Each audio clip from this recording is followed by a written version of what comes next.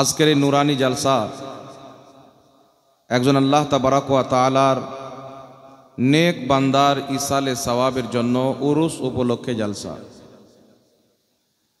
আমরা আহলে সুন্নাত ওয়াল জামাত বুজরুগানে দিন আউলিয়ায়ে কিরাম সালফে সালেহিনদের ওয়াফাত দিবসে ইসালে সওয়াব করি, যাকে একটা নাম দেওয়া হয়েছে উরস। প্রত্যেক জিনিসের চিহ্নতের জন্য একটি নাম হয়, মাদ্রাসার নাম হয়, মসজিদের নাম হয়, কিতাবের নাম হয়। তেমনিভাবে আউলিয়ায়ে কিরামের ইসালে সওয়াব হলে তার নাম হলো উরুস।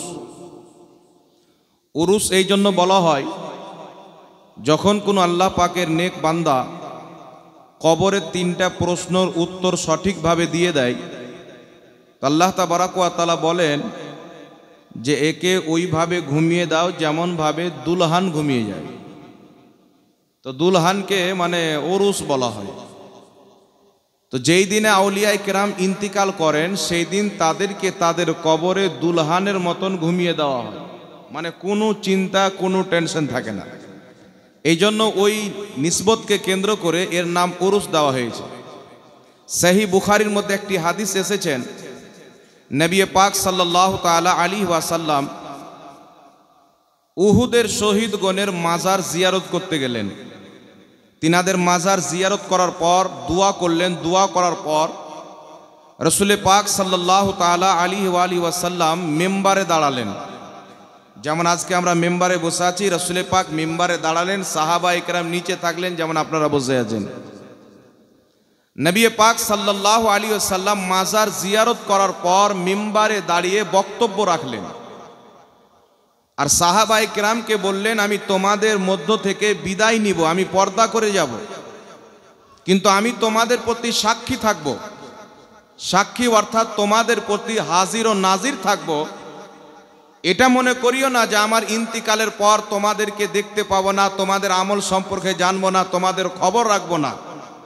রাসূল পাক সাল্লাল্লাহু আলাইহি ওয়াসাল্লাম তিনাদেরকে একটি কথা বলে এই আকীদা আল্লাহর হাবিব বুখারী শরীফের হাদিসে দিয়ে দিলেন যে আমি নবী মুস্তাফা সাল্লাল্লাহু আলাইহি সাল্লাম আজ যেমন তোমাদেরকে দেখতে পাচ্ছি, কবরে যাওয়ার পরেও তেমন ভাবেই তোমাদেরকে আমি দেখতে পাবো। সুবহানাল্লাহ।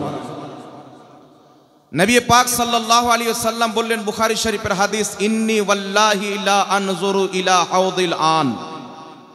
রাসূল পাক সাল্লাল্লাহু আলাইহি ওয়াসাল্লাম বলছেন, নিশ্চয়ই আল্লাহর কসম, আমি মুহাম্মদ সাল্লাল্লাহু আলাইহি ওয়াসাল্লাম এই জমিনে দাঁড়িয়ে 7 আসমানের উপরে জান্নাত আর ওই জান্নাতে হাউজে কাউসার, আমি আল্লাহর হাবিব সাল্লাল্লাহু আলাইহি ওয়াসাল্লাম এই জমিনে দাঁড়িয়ে 7 আসমানের উপরের হাউজে কাউসারকে দেখতে পাচ্ছি।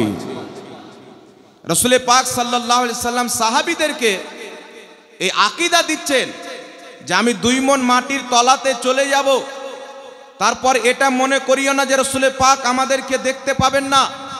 আমি এখন জমিনে দাঁড়িয়ে 7 আসমানের উপরের জান্নাতের হাউজে কাউসারকে দেখতে পাচ্ছি। তো আমি নবী মুস্তাফা যদি 7 আসমানকে পার করে জান্নাতের হাউজে কাউসারকে দেখতে পারি, তো আমি মুস্তাফা নিজের রওজা মুবারক থেকে 2 মণ মাটির তলা থেকে তোমাদেরকে তেমনই দেখব যেমন আজ দেখতে পাচ্ছি। বলেন সুবহানাল্লাহ। এইজন্য পৃথিবীর মুসলমান আহলে সুন্নাত ওয়াল জামাতের আকীদা ইমাম কাসতালানী রাহমাতুল্লাহ আলাইহি শারহে বুখারী শরীফের শারা ইরশাদুস সারি লিখেছেন। তিনি একটি কিতাব লিখেছেন নবী মুস্তাফার সিরাতের প্রতি মাওয়াহিবুল লাদুনিয়া। এই কিতাবের মধ্যে লিখতেছেন, রাসূল পাক সাল্লাল্লাহু আলাইহি সাল্লামের মওত এবং জিন্দেগির মধ্যে কোনো তফাৎ নাই। যেমন তিনি দুনিয়াতে উম্মতকে দেখতেন, উম্মতের হালাত সম্পর্কে অবগত ছিলেন, ইন্তিকালের পরেও তেমনই আছেন। বিশ্ববিখ্যাত ইমাম ইবনুল হাজ রাহমাতুল্লাহ আলাইহি আল মাদখাল কিতাবের মধ্যে লিখতেছেন, নবীর মওত এবং হায়াতের মধ্যে কোনো তফাৎ নাই। আর ইমাম হাইসামি রাহমাতুল্লাহ আলাইহি মাজমাউজ জাওয়াইদের মধ্যে হাদিস উল্লেখ করে তিনি নিজেই হাদিসটিকে সহিহ বলেছেন। রাসূল পাক সাল্লাল্লাহু আলাইহি ওয়াসাল্লাম বলছেন, আমার বেঁচে থাকা ইন্তিকাল করা দুটোই তোমাদের জন্য উপকার, কারণ আমার ইন্তিকালের পর তোমাদের আমলগুলি আল্লাহ আমাকে দেখাবেন। আমার নিকটে পেশ করবেন। যদি তোমাদের ভালো আমল দেখি আমি আল্লাহর শুকরিয়া আদায় করব, তোমাদের পাপ যদি দেখি আমি আল্লাহর কাছে তোমাদের হয়ে ক্ষমা চাইব। এই পৃথিবীর মুসলমান, আমার আপনার নবী মুস্তাফা যেই আকীদা দিয়ে গেছেন, যেমন মুস্তাফা দুনিয়াতে উম্মতকে দেখতেন, তার আমল সম্পর্কে অবগত ছিলেন, আজ নিজের রওজা মুবারক থেকে আমার নবী মুস্তাফা তেমনি নিজের উম্মতকে দেখতে পান। এটা স্বয়ং মুহাম্মদ রাসূলুল্লাহর দেওয়া আকীদা। এজন্য পৃথিবীর মুসলমান যারা নবী হয় তাদের ব্যাপারে মুর্দা শব্দ ব্যবহার করা যাবে না। একটি কথা মনে রাখবেন পৃথিবীর মুসলমান, আল্লাহ তাবারাক ওয়া তাআলা, আমি আপনাকে আকীদার কথা বলতেছি এই জন্য যে বর্তমানে মার্কেটে কিছু জোহলা বেরিয়েছে, পথভ্রষ্ট ফিরকা বেরিয়েছে। আমার আপনার নবী মুস্তাফা বলেছেন যে আমার উম্মতের মধ্যে ৭৩টি ফিরকা হবে। আর রাসূল পাকের বুখারীর হাদিস দ্বারা প্রমাণিত যে ৭২ ফিরকা জাহান্নামে যাবে, জান্নাতীদের চাইতে নামাজ বেশি পড়বে, রোজা বেশি রাখবে, কোরআন বেশি তেলাওয়াত করবে, প্রকাশ্যে তাদের কথা খুব সুন্দর হবে, মনে হবে হাদিস কোরআন ছাড়া কিছুই বলে না, কিন্তু রাসূল পাক বলছেন যে তারা ইসলাম থেকে এমন ভাবে বেরিয়ে যাবে যেমন তীর কামান থেকে বেরিয়ে যায়। ইয়া রাসূলুল্লাহ, ইয়া হাবিবাল্লাহ, হযরতে উমরে ফারুক চাইতে, মুমিনদের চাইতে নামাজ বেশি পড়বে, রোজা বেশি রাখবে, কোরআন বেশি তেলাওয়াত করবে, কিন্তু ইসলাম থেকে কেন বেরিয়ে যাবে? তো আমার নবীর হাদিস থেকে বোঝা যায় তাদের কাছে সব থাকবে কিন্তু মুস্তাফার মহব্বত তাদের অন্তরে থাকবে না। খোদার ব্যাপারে আকীদা ঠিক থাকবে না, রাসূলের ব্যাপারে আকীদা ঠিক থাকবে না, আউলিয়া ইকরামের ব্যাপারে আকীদা ঠিক থাকবে না। এই জন্য পৃথিবীর মুসলমান একটা কথা আপনাকে বলতে চাই, একজন ব্যক্তি যদি 5 ওয়াক্তের নামাজ পড়ে, কিয়ামতকে বিশ্বাস করে, জান্নাত জাহান্নামকে বিশ্বাস করে, মুহাম্মদ রাসূলুল্লাহ আলাইহিস সালামকে যদি আখিরি নবী মনে করে, কোরআনকে আল্লাহর কিতাব মনে করে, তার সব যদি ঠিক থাকে, কিন্তু তার মধ্যে যদি একটা আকীদা কুফরি হয়ে যায়, ওই ব্যক্তি কাফির হয়ে যাবে। কারণ জরুরিয়াতের দিনের মধ্যে কোনো একটি জিনিসকে অস্বীকার করলে কাফির হয়ে যাবে।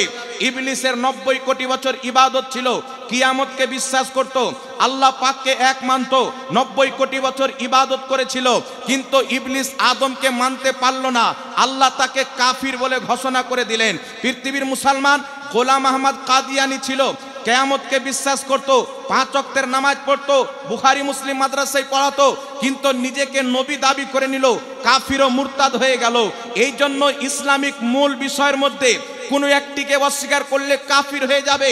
তেমনি 72 জাহান্নামী ফিরকা ইসলামের মৌলিক বিষয়কে অস্বীকার করবে, নামাজ পড়বে, রোজা রাখবে, ইসলামিক মৌলিক বিষয়কে অস্বীকার করার কারণে 72 ফিরকা জাহান্নামে যাবে। আলহামদুলিল্লাহ, আহলে সুন্নাত ওয়াল জামাত সুন্নি মুসলমানের আকীদা, আজ পর্যন্ত কেউ তাদের একটা আকীদাকে ভুল প্রমাণ করতে পারেনি, কিয়ামতের সকাল পর্যন্ত সম্ভব হবে না মুসলমান। কারণ আহলে সুন্নাত ওয়াল জামাতের আকীদার বয়স 200 বছর নয়, 250 বছর নয়। বর্তমানে যেইগুলো ফিরকা বেরিয়েছে, কেউ মূর্খ জাকির নায়কের ভক্ত বেরিয়েছে, কেউ বিভিন্ন মৌলবীর ভক্ত বেরিয়েছে। আজকে আমার কাছে একটা পোস্ট পাঠানো হলো, সেই পোস্টের মধ্যে লেখা আছে যে ডক্টর জাকির নায়ক দাঁড়িয়ে আছে, তো মনে হচ্ছে যে আল্লাহ দাঁড়িয়ে আছে।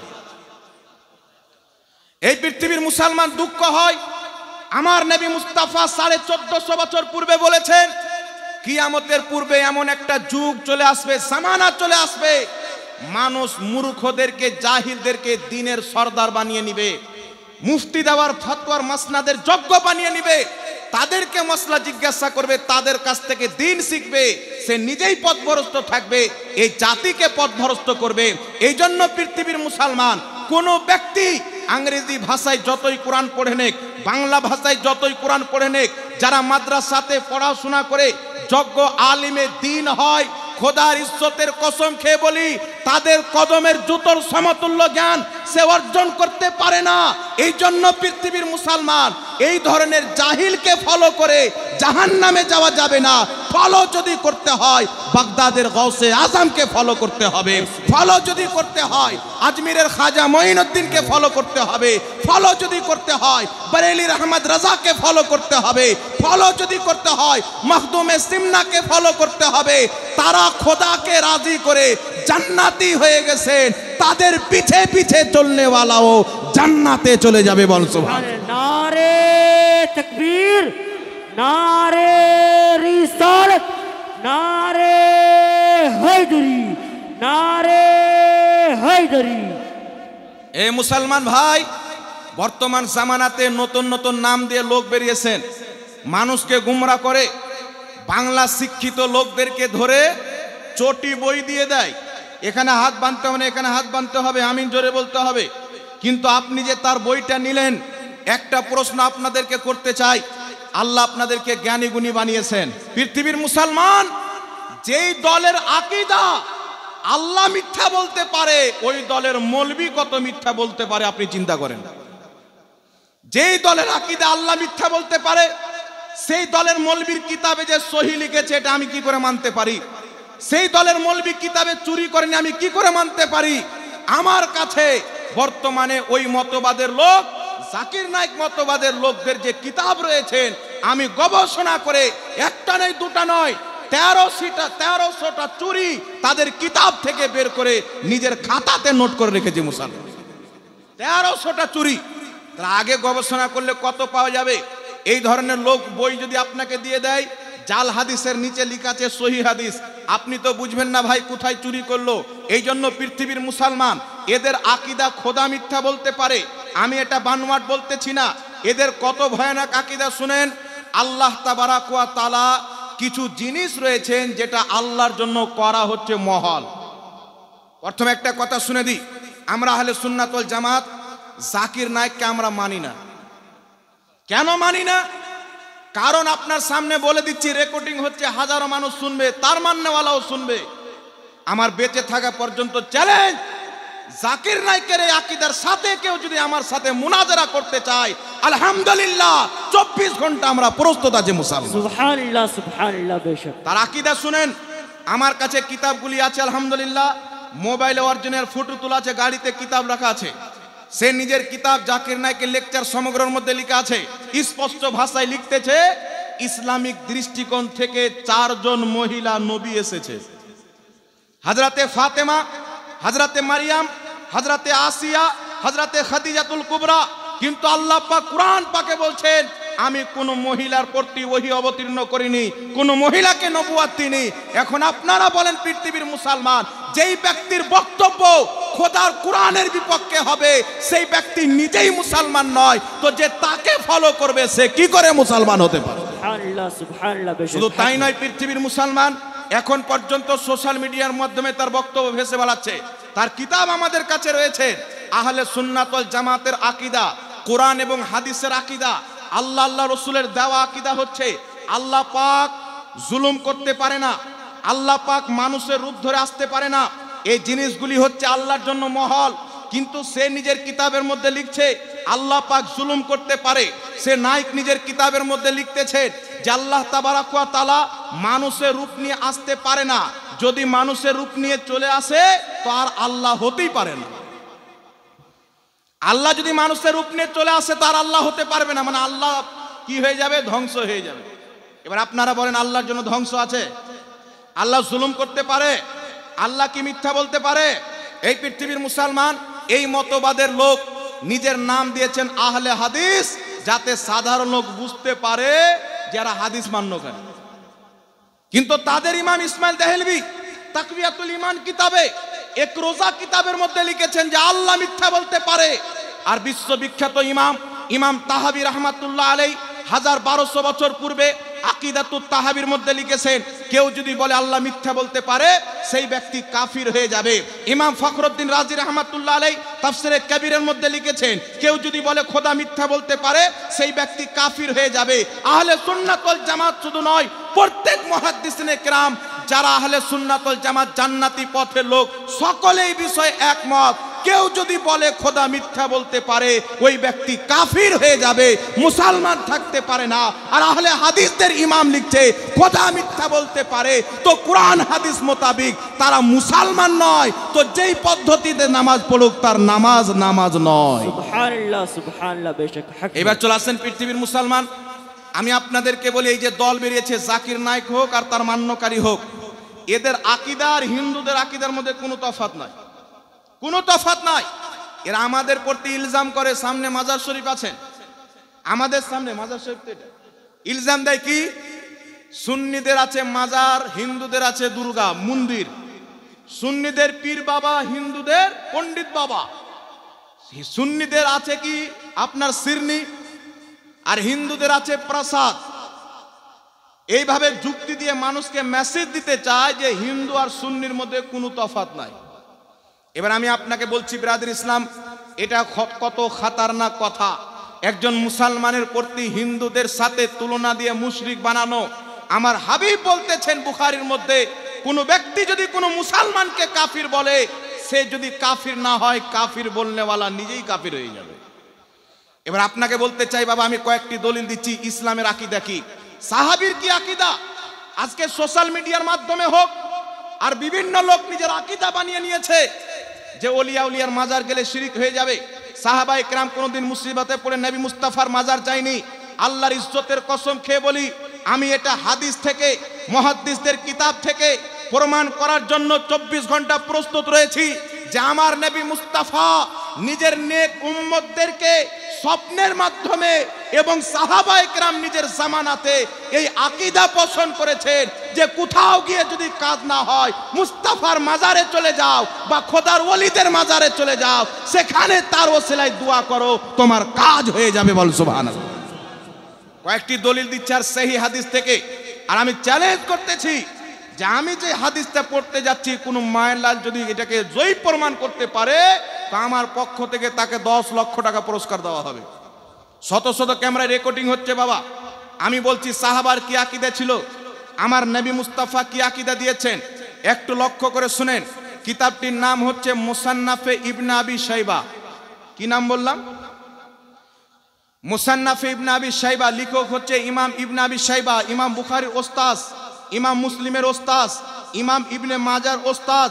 এই যে 6টা সেহায়ে সিত্তার কিতাব ইমামরা লিখেছেন, কওরির শিক্ষক, কওরির তিনি দাদা শিক্ষক ইমাম ইবনে আবি শাইবা। মুসান্নাফ ইবনে আবি শাইবার মধ্যে হাদিস উল্লেখ করেছেন। তিনার হাদিসটিকে শারহে বুখারী ইমাম ইবনে হাজার আসকালানি বুখারী শরীফের সারা ফাতহুল বারির মধ্যে সহি বলেছেন। ইমাম ইবনে কাসির আল বেদায়া ওয়ান নিহায়াতে সহি বলেছেন। শারহে বুখারী ইমাম কাস্তালানি রাহমাতুল্লাহ আলাইহি মাওয়াহিবুল লাদুনিয়াতে হাদিসটিকে সহি বলেছেন। ইমাম সামহদি রাহমাতুল্লাহ আলাইহি আল ওয়াফা বি আখবারি দারিল মুস্তাফা কিতাবে হাদিসটিকে সহি বলেছেন। হাদিসটি কি? হযরতে সাইয়্যিদনা উমর ফারুক, জিনার ব্যাপারে আমার নবী মুস্তাফা বলেছেন, আলাইকুম বিসুন্নতি ওয়া সুন্নতি খুলফায়ে রাশিদিন আল মাহদিয়িন, আমার সুন্নাত, আমার খলিফাদের সুন্নাত তোমরা আঁকড়ে ধরে রাখবে, তোমাদের জন্য আমি মুস্তাফা জরুরি করে দিলাম। সুবহানাল্লাহ, সুবহানাল্লাহ। নবীর সাহাবার কি আকীদা ছিল মাজার সম্পর্কে, আল্লাহ ওয়ালাদের কবরে গিয়ে তাদের ওসিলা দিয়ে দোয়া সম্পর্কে? সাহাবার যেই আকীদা ছিল, মুহাম্মদ রাসূলুল্লাহ যেই আকীদা দিয়েছেন, মুহাদ্দিসনে কেরাম নিজের কিতাবে যেই আকীদা লিখেছেন, আল্লাহর ইজ্জতের কসম খেয়ে বলি, সেই আকীদা যদি বর্তমানে খুঁজতে চান, তাহলে সুন্নাত ওয়াল জামাত সুন্নিদের মধ্যে ওই আকীদা ভরা আছে, যে আকীদা সাহাবায়ে কেরামের মধ্যে ভরা ছিল। হযরত ওমর ফারুক রাদিয়াল্লাহু তাআলা আনহুর যুগে বৃষ্টি বন্ধ হয়ে গেল, সাহাবায়ে কেরাম হয়রান। দীর্ঘদিন পর্যন্ত বৃষ্টি না হওয়ার কারণে ফসল নষ্ট হয়ে যায়, জীবজন্তু পিপাসার কারণে মারা যায়, খেজুরের গাছগুলি শুকিয়ে যায়, বিভিন্ন নুকসান হয়ে যায়। তো হযরতে বেলাল বিন হারিস, নবী মুস্তাফার একজন বিখ্যাত সাহাবী, আমার নবী মুস্তাফার রওজাতে চলে গেলেন। আল্লাহর নবী রওজাতে যাওয়ার পর হযরতে বেলাল বিন হারিস বলছেন, ইয়া রাসূলুল্লাহ, বৃষ্টি বন্ধ হয়ে গেছে, আপনার উম্মত হালাক হচ্ছে, আপনার উম্মত ধ্বংস হয়ে যাচ্ছে, আপনি বৃষ্টির ব্যবস্থা করে দেন। এই দোয়া করে নবী মুস্তাফার ওসিলা তলব করে বাড়িতে এসে ঘুমিয়েছে। আমার নবী মুস্তাফা স্বপ্নে এসে বলছেন, বেলাল বিন হারিস, আমার উমরকে সালাম দিয়ার বলিও যে বৃষ্টি হবে। সকালে ঘটনাটি বেলাল বিন হারিস নবী পাকের দ্বিতীয় খলিফাকে বলছেন, আমি মুস্তাফা জানে রহমতের রওজাতে গিয়েছিলাম, এইভাবে ইলতিজা পেশ করেছি, নবীর ওসিলা তলব করেছি, আর আমি আপনার নিকটে এসেছি। নবী পাক রাত্রে আমাকে পায়গাম দিয়েছেন স্বপ্নের মাধ্যমে। সহিহ মুসলিমের মধ্যে হাদিস রয়েছেন, আল্লাহর নবী বলছেন, মান রাআনি ফিল মানাম ফাকাদ রাআল হক, যেই ব্যক্তি স্বপ্নে আমাকে দেখলো সে সত্যি আমাকেই দেখলো। হযরতে বেলাল বিন হারিস বলছেন, নবীর সাহাবীর আকীদা দেখেন, আমি মুস্তাফা রওজাতে গিয়ে দোয়া করেছি, তিনার ওসিলা তলব করেছি, আর মুস্তাফা স্বপ্নে এসে বলেছেন উমারকে বলিও বৃষ্টি হবে। এই কথা যেমনই বলেছেন হযরত উমারের চোখ দিয়ে পানি বেরিয়ে গেছেন, সঙ্গে সঙ্গে বৃষ্টি আরম্ভ হয়ে গেছে। হযরত উমার বলছেন না তুমি শিরক করেছো, হযরত উমার বলছেন না তুমি নাজায়েজ করেছো। হযরত উমার সমর্থন করে মজবুত করে দিলেন, মুসিবতে পড়ে নবীদের রওজাতে গিয়ে দোয়া করা, ওলিদের মাজারে গিয়ে দোয়া করলে খোদা সেই দোয়াটাকে কবুল করে।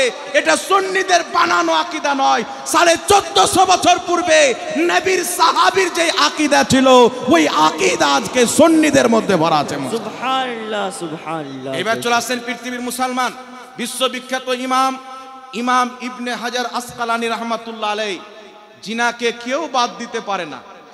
আহলে হাদিস নামধারী লোক হোক, দেওবন্দি হোক, তবলিগি হোক, নিমরাফজি হোক, আর এখন বর্তমানে নাপাক মাওলাই হোক, সবাই তিনাকে মানে। আসমাউর রেজালের ইমাম, জিনাকে বাদ দিলে কোনটা রাবি সহি কোনটা রাবি জয়ীফ এটা চিহ্নিত করা অসম্ভব হয়ে যাবে।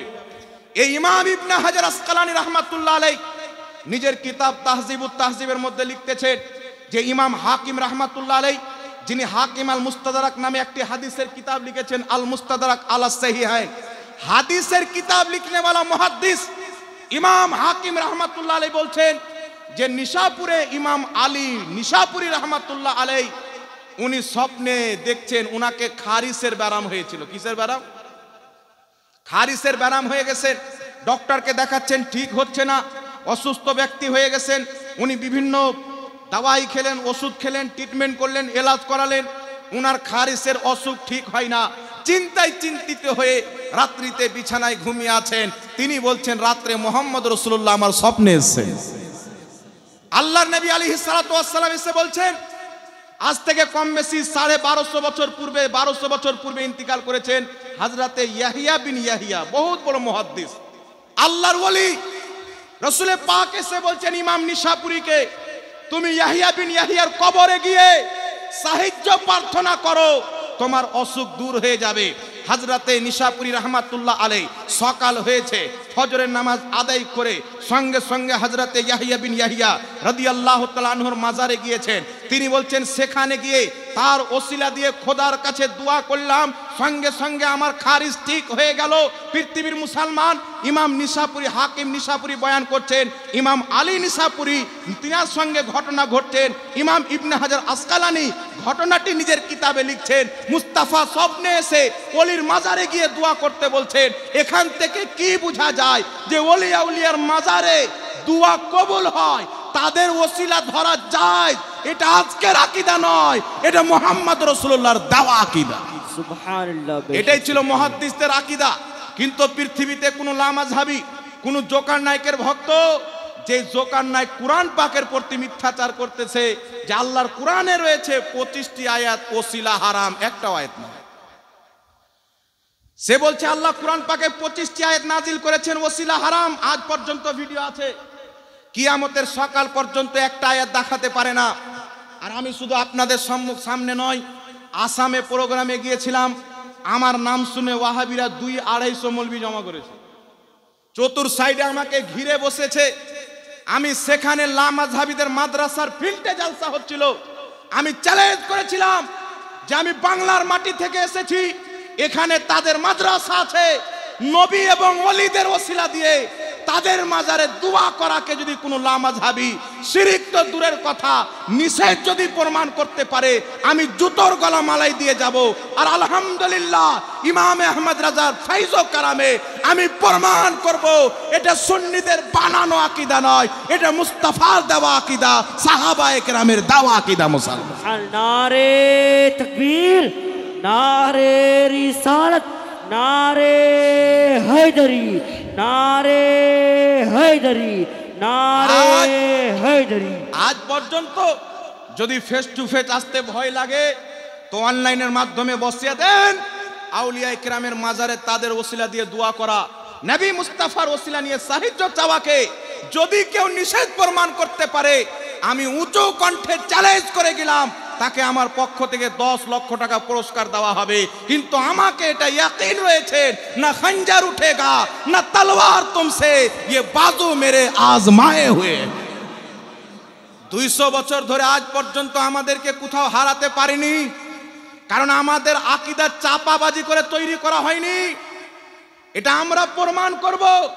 1847-এর পূর্বে যেই মতবাদ জাকির নায়েক পোষণ করেছে, খোদার ইজ্জতের কসম খেয়ে বলি, 1847-এর পূর্বে এই মতবাদের যদি কোনো লোক দেখাতে পারে, আমি তার গোলামি করতে প্রস্তুত আছি। 1847-এর পূর্বে এই পৃথিবীর মানচিত্রে আহলে হাদিসের কোনো মসজিদ ছিল না, কোনো মাদ্রাসা ছিল না, কোনো দেওবন্দি ছিল না, কোনো আহলে হাদিস ছিল না, কোনো তবলিগি ছিল না। কিন্তু খোদার ইজ্জতের কসম খেয়ে বলি, জিজ্ঞাসা করেন সুন্নি জামাত ছিল কি ছিল না, গস পাকের মান্যকারী যে আজকে রয়েছে তাদের আকীদার লোক ছিল কি ছিল না। আল্লাহর ইজ্জতের কসম খেয়ে বলি, আজ থেকে 900 বছর পূর্বে খাজা মঈনুদ্দিন চিশতির যে আকীদা ছিল, সুন্নি জামাতের সেই আকীদা রয়েছেন। গৌসে বাগদাদের যে আকীদা ছিল, সুন্নি জামাতের সেই আকীদা রয়েছেন। আর আজ থেকে 1400 বছর পূর্বে ইমামে আজম আবু হানিফার যে আকীদা ছিল, সুন্নি জামাতের সেই আকীদা আছে। মুসলমান, সুবহানাল্লাহ, সুবহানাল্লাহ। আমাদের আকীদা 100 বছর পূর্বের নয়, 200 বছর পূর্বের নয়, 300 বছর পূর্বের নয় যে পানিতে ভাসিয়ে পাঠিয়ে দিবে। কিন্তু আমি চ্যালেঞ্জ করে বলতেছি, আহলে হাদিস নাম কোথায় থেকে আসলো? এটা আমার নবীর দেওয়া নাম নয়, কোনো সাহাবীর দেওয়া নাম নয়, ইমামদের দেওয়া নাম নয়। যারা এই নামটা পোষণ করে বলে যে আমরা সহিহ হাদিস মান্যকারী, সহিহ হাদিস মান্যকারী, তাদের ঘর থেকে আয়না দেখাতে চাই। কিতাবটির নাম হলো সিরাতে সানাইয়া। আহলে হাদিসদের ইমাম এই কিতাবের মধ্যে লিখেছে যে আহলে হাদিস নাম ভারতবর্ষের মাটিতে ইংরেজদের যখন হুকুমত ছিল, পাঞ্জাবি গভর্নরের কাছে গিয়ে আমরা ওয়াহাবি নাম চেঞ্জ করে আহলে হাদিস নাম ইংরেজদের কাছ থেকে নিয়েছি। তাদের একটা কিতাব নয়, আমার কাছে 4টা কিতাব আছে, তারা 4টি কিতাবের মধ্যে লিখেছে। ফাতাওয়া সানাইয়ার মধ্যে, সিরাতে সানাইয়ার মধ্যে, তারিখে উলমায়ে আহলে হাদিসের মধ্যে 4টি কিতাবের মধ্যে লিখেছে আহলে হাদিস নাম ইংরেজদের কাছ থেকে তারা ধার করে নিয়েছে। এখন আপনারা বলেন বাবা, যাদের নাম ইংরেজ দিয়েছে তাদের দল জান্নাতি কি করে হতে পারে? যাদের নাম ইংরেজ দিয়েছে জান্নাতি কি করে হতে পারে? আর তারা যদি মুসলমান হতো, আজ থেকে 500 বছর পূর্বে তাদের কোনো মাদ্রাসা হতো কি হতো না? 1000 বছর পূর্বে হতো কি হতো না? কিন্তু আজ বিশ্বের সবচাইতে বড় মাদ্রাসা আল জামিয়াতুল আজহার মিশর কায়রাতে উপস্থিত রয়েছেন, যেখানে পড়নেওয়ালাকে আজহারি বলা হয়। কম বেশি ওই মাদ্রাসার বয়স 1000 থেকে 1200 বছর হয়েছে। ওই মাদ্রাসার আজ পর্যন্ত ওটাই আকীদা যেটা আহলে সুন্নাত ওয়াল জামাতের আকীদা। মুসলমান, তারাও মিছিল বের করে, তারাও মিলাদুন নবী পালন করে, তারাও জানাজার পর দোয়া করে হাত তুলে, তারাও দাফন করার পর দোয়া করে। কিন্তু এই নতুন নতুন ইংরেজদের টাকা খানেওয়ালা, ইংরেজদের ফান্ডিং খানেওয়ালা, আর এটা আমি শুধু জাবানে বলছি না, যদি কোনো আহলে হাদিস চায়, তার যদি আরমান থাকে যে আমরা ইংরেজদের টাকা খেয়েছি, দালালি করেছি, প্রমাণ করেন, আমি তাদের ঘরের কিতাব থেকে প্রমাণ করব যে তারা ইংরেজদের দালাল ছিল। মুসলমান, তারা ফতোয়া দিয়েছে ইংরেজদের বিপক্ষে জিহাদ করা হারাম। তারা ফতোয়া দিয়েছে ইংরেজদের হুকুমত মুসলমানদের জন্য আল্লাহর রহমত। তো এটা ইংরেজদের দালালি নতই কি? এইদিকে আহলে সুন্নাত ওয়াল জামাতের আল্লামা ফজলুল হক খায়রাবাদী কালো পানির সাজা জেলে বন্দী ছিলেন, এইদিকে কিফায়াতুল্লাহ রাহমাতুল্লাহ আলাইহি ফাঁসির তাখতাতে ঝুলতেছিলেন। আর তারা ইংরেজদের কাছ থেকে টাকা নিয়ে তাকওয়াতুল ঈমান কিতাব বন্টন করে মুসলমান সমাজে আগুন লাগাচ্ছিল। এই জন্য পৃথিবীর মুসলমান আপনাকে বলতে চাই, আমার রাসূল বলেছেন বুখারীর হাদিসে, কোন ব্যক্তি যদি আমার নামে মিথ্যাচার করে সে নিজের ঠিকানা জাহান্নাম বানিয়ে নিল। নবীর নামে মিথ্যাচার করলে ঠিকানা যদি জাহান্নাম হয়, যেই ব্যক্তি খোদার নামে মিথ্যাচার করবে সে জান্নাতে যাবে না জাহান্নামে যাবে? কথা বলেন তো। জাকির নায়েক বলছে কোরআন পাকে 25টি আয়াত আছে ওসিলা হারাম। আজ পর্যন্ত একটা আয়াত দেখাতে পারেনি। আমাদের আহলে সুন্নাত ওয়াল জামাতের একজন যোগ্য আলিম হাফিজ এহসান কাদরি শ্রীলঙ্কাতে তাকে ধরেছিল যে আপনি 25টা আয়াত বলেছেন, প্লিজ একটা আয়াত দেন। বলেছিল আপনাকে ইমেলে পাঠিয়ে দিব। কত বছর চলে গেল, ইমেলও বুড়া হয়ে গেল, আর জিমেলেরও বয়স শেষ হয়ে গেল, আজ পর্যন্ত দিতে পারলো না। এই নায়ক বলেছেন নিজের বক্তব্যের মধ্যে যে নাভির নিচে হাত বানা হাদিসটি জয়ীফ, আর বুকের উপরে হাত বানার হাদিসটি সহিহ। কিন্তু আমি 3 বছর থেকে চ্যালেঞ্জ করেছি, কেউ যদি বুকের উপরে হাত বাঁধার একটা সহিহ হাদিস দেখাইতে পারে যে আল্লাহর নবী বুকে হাত বেঁধেছেন, তাকে 10 লক্ষ টাকার পুরস্কার 3 বছর পূর্বে দিয়েছি, আমার বেঁচে থাকা পর্যন্ত আছে মুসলমান। এবার আপনি চিন্তা করেন যদি সহিহ হাদিস থাকতো, এরা কি 10 লাখ টাকা লিত না বাবা? আরে কথা বলেন না, এরা লিত না? কিন্তু আজ পর্যন্ত ক্ষমতা হয়নি, আর কিয়ামতের সকাল পর্যন্ত হবে না। আমরা বাটপারি করে কথা বলতে শিখিনি, আমরা কোরআন হাদিস পড়ে তারপর কথা বলছি মুসলমান। এইবার চলে আসেন পৃথিবীর মুসলমান। হযরত উমর ফারুকের যুগে বেলাল বিন হারিস, কোথাও দোয়া কবুল হচ্ছে না, নবী রওজাতে গিয়ে আরজি পেশ করলেন, দোয়া কবুল হয়ে গেল। মুস্তাফা হযরতে নিশাপুরীকে বহুত বড় মুহাদ্দিস স্বপ্নে দেখালেন, তুমি ইয়াহিয়া বিন ইয়াহিয়ার কবরে গিয়ে তার কাছ থেকে সাহায্য প্রার্থনা করো, আল্লাহ পাক তোমার দোয়া কবুল করে নেবে। আর নবী মুস্তাফার স্বপ্নকে কোনো মায়েলাল ভুল প্রমাণ করতে পারবে না। তারপর চলে আসেন বিরাদর ইসলাম, বিশ্ববিখ্যাত ইমাম ইবনে হেব্বান রাহমাতুল্লাহ আলাইহি, যিনি সহিহ ইবনে হেব্বান নামক কয়েক খণ্ডে হাদিসের কিতাব লিখেছেন, যিনি কিতাবুস সিকাত আসমা ও রিজালের প্রতি কিতাব লিখেছেন, জারহ ও তাদিলের প্রতি কিতাব লিখেছেন, বহুত বড় মুহাদ্দিস, জিনাদের কিতাব পড়ে আমরা হাদিস পেয়েছি, জিনাদের কিতাব থেকে ইলম অর্জন করি। ওই ইমাম ইবনে হেব্বান আস-সিকাত কিতাবের মধ্যে লিখতেছেন, আমি যদি কোনো মুসিবতে ফাঁসতাম তো আল্লাহর ওলির মাজারে যেতাম, তার ওসিলা দিয়ে দোয়া করতাম, আমি ইমাম ইবনে হেব্বানের মুসিবত খোদা পাক দূর করে দিত। এমন কোন লামাযহাবী মায়ের দুধ পান করেনি যে ইনার উপরে ফতোয়া লাগাবে, এমন কোন লামাযহাবীর হিম্মত হয়নি যে উমর ফারুকের উপরে ফতোয়া লাগাবে, বেলাল বিন হারিসের প্রতি ফতোয়া লাগাবে, এমন কারোর হিম্মত হয়নি যে হযরতে আলী নিশাপুরীর প্রতি ফতোয়া লাগাবে, ইবনে হাজার আসকালানির প্রতি ফতোয়া লাগাবে। এটা মুসলমান। ইমাম বুখারী রাহমাতুল্লাহ আলাইহির ব্যাপারে হযরতে ইমাম যাহাবী রাহমাতুল্লাহ আলাইহি সিয়ার ও আলামিন নুবালা কিতাবের মধ্যে লিখতেছেন যে ইমাম বুখারীর যেখানে মাজার আছেন সেই এলাকাতে দীর্ঘদিন পর্যন্ত বৃষ্টি হয় না। ইস্তিসকার নামাজ পড়ছেন, দোয়া করছেন, কান্নাকাটি করছেন, কোরআন তেলাওয়াত করছেন, কিন্তু বৃষ্টি হচ্ছে না। একজন ব্যক্তি, নেক ব্যক্তি স্বপ্নে দেখছেন যে তোমরা ইমাম বুখারীর মাজারে গিয়ে দোয়া করো, খোদা তোমাদেরকে বৃষ্টি দান করবেন। সকালবেলা ইসলামিক কাজীকে বলেছেন, বড় বড় মুহাদ্দিস ইমাম বুখারীর মাজারে উপস্থিত হয়েছেন, বলছেন খোদা তোমার নেক বান্দা ইমাম বুখারীর ওসিলায় দোয়া করতেছি, আজ তুমি আমাদেরকে ইমাম বুখারীর ওসিলায় বৃষ্টি দান করো। বর্ণনাকারী লিখতেছেন যে এত বৃষ্টি হলো যে কয়েকদিন পর্যন্ত তারা এলাকায় ফিরে আসতে পারেনি, ওখানে থেকেছে, মুসলাধার বৃষ্টি হয়েছে। জোরে বল সুবহানাল্লাহ। সুবহানাল্লাহ, সুবহানাল্লাহ। এই ঘটনাটা উল্লেখ করে ইমাম যাহাবী রাহমাতুল্লাহ আলাইহি মুহাদ্দিসদের কথা বলছি। এই পৃথিবীর মুসলমান, এটা কোনোদিন মনে করবেন না যে আমাদের আকীদা পানিতে ভেসে এসেছে। খোদার ইজ্জতের কসম খেয়ে বলি, প্রত্যেক মুহাদ্দিসদের ওটাই আকীদা ছিল যেটা বর্তমানে সুন্নি বারেলভিদের আকীদা আছে মুসলমান। ইমাম যাহাবী রাহমাতুল্লাহ আলাইহি সিয়ার আলামিন নুবালায় লিখতেছেন, ছাপনেওয়ালা আহলে হাদিস সৌদি আরব জাদ্দা থেকে ছেপেছে। ইমাম যাহাবী লিখতেছেন, আদ-দুআ ওয়া মুস্তাজাবুন ইনদা কুবুরিল আমবিয়া ওয়াল আউলিয়া, নিশ্চয় নবী এবং ওলিদের মাজারে তাদের ওসিলা দিয়ে দোয়া করলে সেই দোয়া কবুল হয়ে যায়। একটু জোরে বলতে হবে সুবহানাল্লাহ। এইবার চলে আসেন বিরাদর ইসলাম, কিতাবটির নাম হচ্ছে তারিখে বাগদাদ। এই কিতাবের মধ্যে সহিহ সনদে ইমাম শাফির কওল উল্লেখ হয়েছেন। ইমাম শাফিকে শাফি মাযহাবের ইমাম, ইমাম বুখারী চাইতে বেশি জ্ঞানী, ইমাম মুসলিম চাইতে বেশি জ্ঞানী, বিশ্ববিখ্যাত মুজতাহিদ ইমাম শাফি রাহমাতুল্লাহি আলাইহি, তিনি কি বলতেছেন? তিনি বলতেছেন, আমি যখনই কোনো মুসিবতে ফাঁসতাম আর আমার মুসিবতের হাল হতো না, সমাধান হতো না, আমি ইমাম শাফি, ইমাম আবু হানিফার মাজারে যেতাম, 2 রাকাত নামাজ পড়ে তার মাজারে দোয়া করতাম, খোদা আমার মুসিবতকে দূর করে দিত। তো এইগুলো তো মুশরিক হয়নি। আজকে মাজারে গিয়ে দোয়া করলে শিরকের ফতোয়া দেনেওয়ালা, আজকে নবী পাকের রওজা মুবারক জিয়ারত করতে যাওয়াকে হারাম বলনেওয়ালা, জাকির নায়েক হোক বা তার 14 গোষ্ঠী হোক, পৃথিবীতে এমন কোন মায়ের লালের জন্ম হয়নি যে ওলিয়া উলিয়ার মাজারে গিয়ে দোয়া করা, নবীদের রওজাতে গিয়ে তাদের ওসিলায় দোয়া করাকে শিরক তো দূরের কথা, মামনু প্রমাণ করবে। কিয়ামতের সকাল পর্যন্ত কোনো মায়েলাল জন্ম নিতে পারে না। এটা আমার বেঁচে থাকা পর্যন্ত চ্যালেঞ্জ থাকলো মুসলমান। এই জন্য ঘুমটাওয়ালা মৌলবীর কথা শুনে হয়রানি হওয়ার কিছু নাই। সহিহ মুসলিমের মধ্যে হাদিস, কিছু মৌলবী আছে দেখবেন এইভাবে ঘুমটা দিয়ে থাকে, আছে না? দেখেছেন মোবাইলে? ওর মোচার দাড়ি যদি না থাকে, খোদার কসম মোথাবাড়ি থানার যুবকরা হয়রান হয়ে যাবে যে মেয়ে মানুষ না ছেলে মানুষ।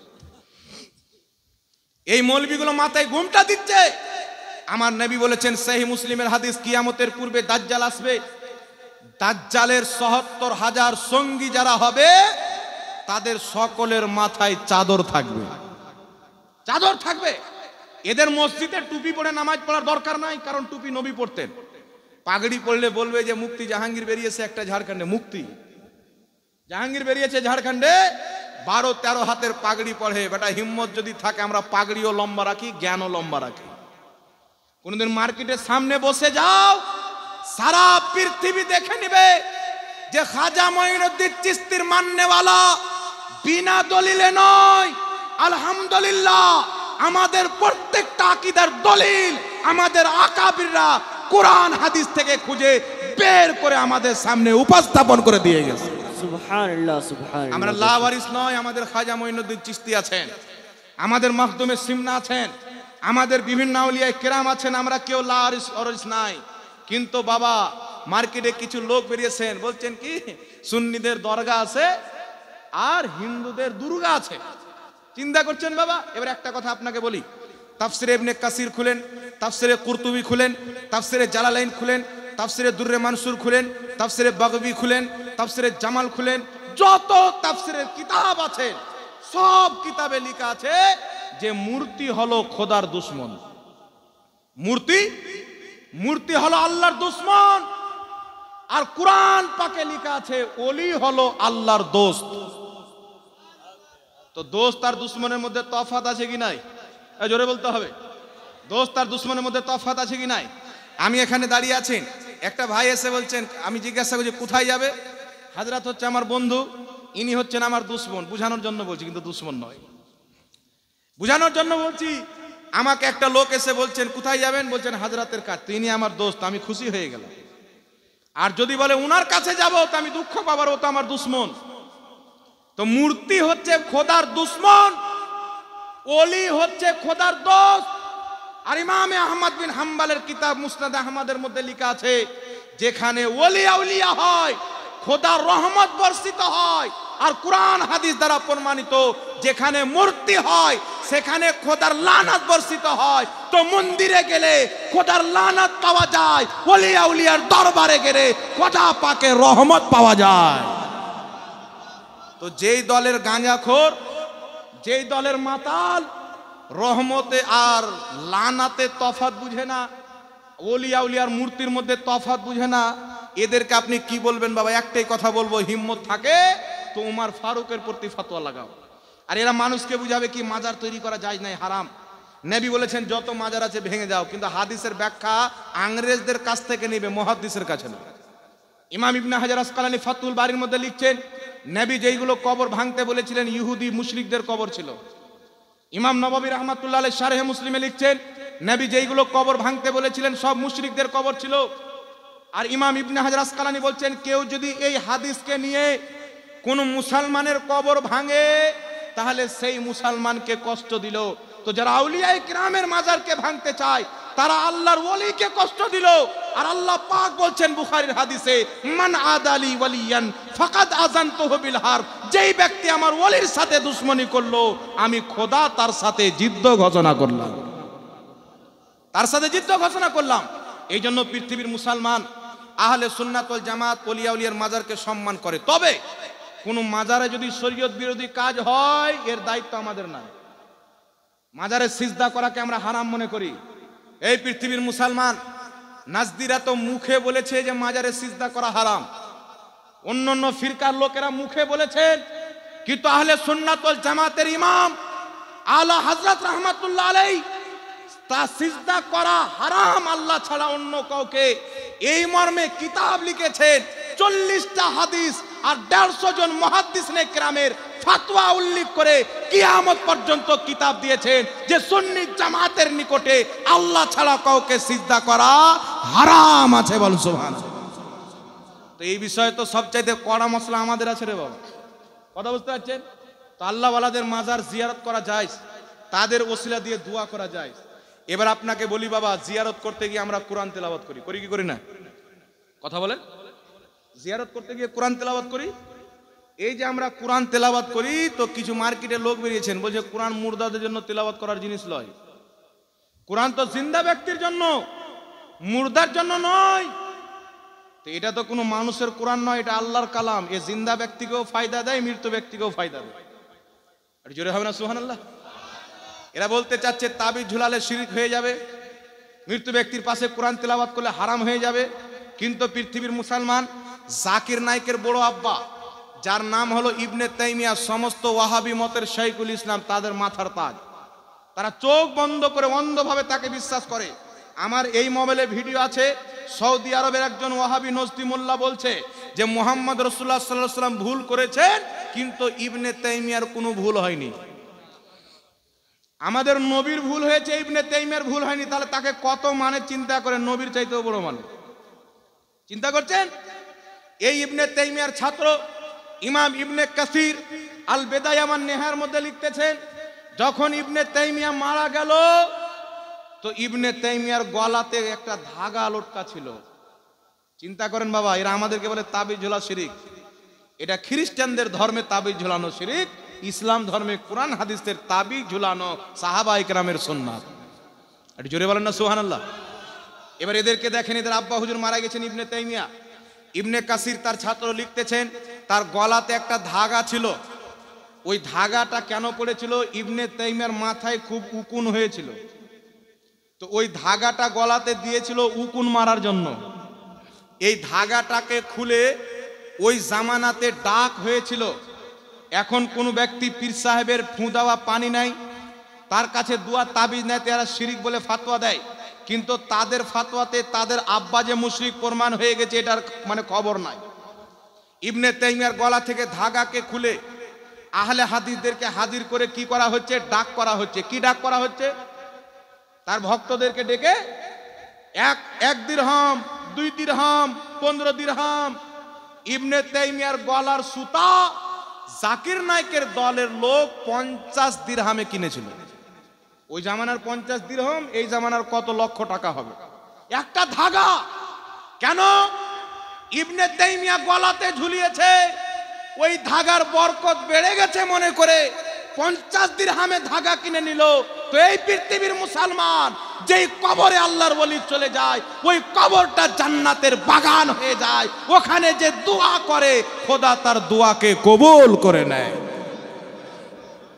একটা কথা মনে পড়ে গেল, কোরআন পাকের হযরতে জাকারিয়া আলাইহিস সালাম, উনি বয়োজ্যেষ্ঠ হয়ে গেছিলেন, বুজুর্গ ব্যক্তি, আল্লাহর নবী। ওনার বাচ্চা কাচ্চা আর হবে না। একজন মহিলার তো একটা পিরিয়ডের সময় থাকে, ওনার স্ত্রীর ওটাও বন্ধ হয়ে গেছিল, তার বাচ্চা কাচ্চা হবে না।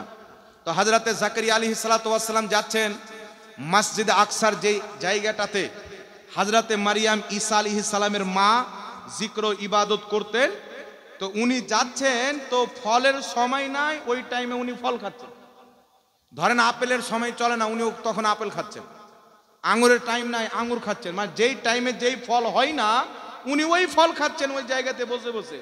তো হযরতে জাকারিয়া জিজ্ঞাসা করছেন, তো উনাকে উত্তরে বলা হলো যে এটা আল্লাহ পাক জান্নাত থেকে আমার জন্য খাবার পাঠায়। তো হযরতে জাকারিয়া চিন্তা করলেন যে এত বড় আল্লাহর ওলিয়া মহিলা, যাকে এই জায়গাতে আল্লাহ পাক জান্নাত থেকে খাবার পাঠায়, তো কেন না আমি এই পবিত্র জায়গা যেখানে এরকম একজন আল্লাহর ওলিয়া বান্দি ইবাদত করেছেন, এই জায়গার ওসিলা দিয়ে দোয়া করি, এখানে দাঁড়িয়ে দোয়া করি। আল্লাহ তো সব করনেওয়ালা। আমার স্ত্রীর পেরেড বন্ধ হলে কি হলো, আল্লাহ তো এই জায়গার বরকতে আমার দোয়া কবুল করে বাচ্চা দিতে পারে। সেই জায়গাতে তিনি দোয়া করলেন, আল্লাহ তাবারাক ওয়া তাআলা বাচ্চা হওয়ার সময় চলে যাওয়ার পরেও সেই জায়গার বরকতে দোয়া কবুল করে তিনাকে একজন নবী দান করলেন সন্তান হিসাবে, যিনার নাম হযরতে ইয়াহিয়া আলাইহিস সালাম। তো চিন্তা করেন, পৃথিবীর মুসলমান যেখানে তিনি ইবাদত করতেন, সেখানে একজন নবী দোয়া করছেন যে এখানে হয়তো কবুল হবে। তাহলে যেখানে আল্লাহর ওলি নিজে শুয়ে আছে, সেখানে দোয়া কেন কবুল হবে না? ইমাম ইবনে হাজার আসকালানী বলছেন দোয়া কবুল হবে। ইমাম ইবনে হেব্বান বলছেন আমার নিজের দোয়া কবুল হয়। ইমাম শাফি বলছেন আমার নিজের দোয়া কবুল হয়। ইমাম যাহাবি বলছেন আমার নিজের দোয়া কবুল হয়। বিশ্ববিখ্যাত সাহাবী উমরে ফারুক রাদিয়াল্লাহু তাআলা আনহুর যুগের সাহাবী হযরতে বিলাল বিন হারিস বলছেন যে হ্যাঁ, রাসূলুল্লাহ রওজাতে গিয়ে আমার দোয়া কবুল হয়েছে, আল্লাহ বৃষ্টি দান করেছেন। এই পৃথিবীর মুসলমান, তাহলে আমরা নবীর দাওয়া আকীদা নেব, সাহাবীদের দাওয়া আকীদা নেব, মুহাদ্দিসদের দাওয়া আকীদা নেব, না আমেরিকার ভিটামিন খানেওয়ালা জোকার নাইকের আকীদা নেব। মনে রাখবেন পৃথিবীর মুসলমান যারা আল্লাহর নেক বান্দাদের ওসিলাকে মানে না, নবী মুস্তাফার ওসিলাকে হারাম এবং নাজায়েজ এবং শিরিক মনে করে, খোদার ইজ্জতের কসম খেয়ে বলি ইংরেজদের 5 গোলাম তো হতে পারে, কোরআন হাদিস মাননেওয়ালা মুসলমান হতে পারে না। এবার আপনাকে একটা কথা বলি বাবা, ইবনে তাইমিয়া বলেন তো, এদের নিকটে তাবিজ ঝুলানো শিরিক, তো ওই যে কালা ধাগা ঝুলাল ছিল, তো ইবনে তাইমিয়া মুশরিক হলো কি হলো না? ওদের ফতোয়া অনুযায়ী শিরিককারী হলো কি হলো না? আর ওদের গুরু যদি শিরিক হয়, আরে বাবা গাছের বীজ যদি কলার হয় তো আম থলি ধরবে? ওদের তো কলাই ধরবে। তো তাদের বাপ ইবনে তাইমিয়া যদি মুশরিক হয়, তার মান্যকারী লামাযহাবী কি করে মুসলমান হতে পারে? তাদের ফতোয়াতে প্রমাণ করব তারা নিজেই মুশরিক মুসলমান। এবার আগে চলেন বিরাদর ইসলাম, ইবনে তাইমিয়াকে গোসল দিল পানি দিয়ে আর বোরের পাতা দিয়ে, কুলের পাতা দিয়ে। ইবনে কাসির লিখতেছেন সেই গোসল দেওয়া পানি আর বোরের পাতা মানুষ নিয়ে খেতে লাগলো, কিছু খেয়ে নিল, চেহারাতে লাগালো, বুকে লাগালো, আর বোতলে ভরে তাবাররুক হিসেবে নিয়ে চলে গেল। চিন্তা করছেন? ওলিয়া উলিয়ার মাজারের শিরনিকে মন্দিরের পার্সাদের সাথে তুলনা দিচ্ছে, আর এইদিকে তার বাপের আগা পাছা সব ধোয়া পানি বরকত হিসাবে বোতলে ভরে নিয়ে যাচ্ছে। এটা ওদের ঈমান। চিন্তা করছেন বাবা? আর গোসল করলে কোন কোন জায়গায় ধুইতে হয় এটা তার খুলে বলতে হবে না। তো আমাদের তাদের কিসমতের মধ্যে তফাত আছে, যে আমাদের কিসমতে আউলিয়ায়ে কেরামের দরবারের শিরনি আছে, আর তাদের কিসমতে ইবনে তাইমিয়ার জাকার ধোয়া পানি আছে। তাহলে কাদের কিসমতটা ভালো হলো বাবা? এই জোরে বলেন না, কাদের কিসমত ভালো হলো? এইবার চলে আসেন পৃথিবীর মুসলমান, মন্দির আর মাজারের মধ্যে তফাত আছে। এখানে আল্লাহর দুশ্মন থাকে, এখানে আল্লাহর বন্ধু থাকে। মাজারের ব্যাপারে আল্লাহ পাক কি বলেছেন? পবিত্র কোরআন পাকে আল্লাহ বলছেন, ওয়াল্লাযীনা আমানু ওয়া আমিলুস সলিহাতি ফি রাওদাতিল জান্নাহ। আল্লাহ বলছেন যারা ঈমান এনে ভালো আমল করে দুনিয়া থেকে বিদায় নেয়, তারা জান্নাতের রওজাতে থাকে, বাগানে থাকে। অর্থাৎ যারা ঈমান এনে ভালো আমল করে কবরে যায়, খোদা পাক তাদের কবরটাকে জান্নাতের টুকরা বানিয়ে দেয়। সুবহানাল্লাহ। তিরমিজি শরীফের মধ্যে হাদিস, রাসূল পাক বলছেন যখন আল্লাহর নেক বান্দাকে দাফন করা হয়, ওলিয়া উলিয়াকে দাফন করা হয়, সালেহিনকে দাফন করা হয়, তার কবরটাকে আল্লাহ রিয়াজুল জান্নাহ, জান্নাতের বাগান বানিয়ে দেয়। কোথায় মন্দির জাহান্নামের টুকরা, কোথায় মাজার হচ্ছে জান্নাতের বাগান। যার জান্নাত আর জাহান্নামের ব্যাপারে আমার খোদা কোরআন পাকে বলতেছেন, কি বলতেছেন? লা ইয়াস্তাবি আসহাবুন নারি ওয়া আসহাবুল জান্নাহ। জান্নাতি জাহান্নামী বরাবর হতে পারে না। আরে ভাই কিয়ামতের ময়দানে মূর্তি জাহান্নামে যাবে, খোদার ওলিয়া উলিয়া বান্দা জান্নাতে যাবে। জোরে বল সুবহানাল্লাহ। তাহলে জান্নাতি আর জাহান্নামী কোরআন বলছে বরাবর নয়, আর এরা বলছে দুটোই বরাবর।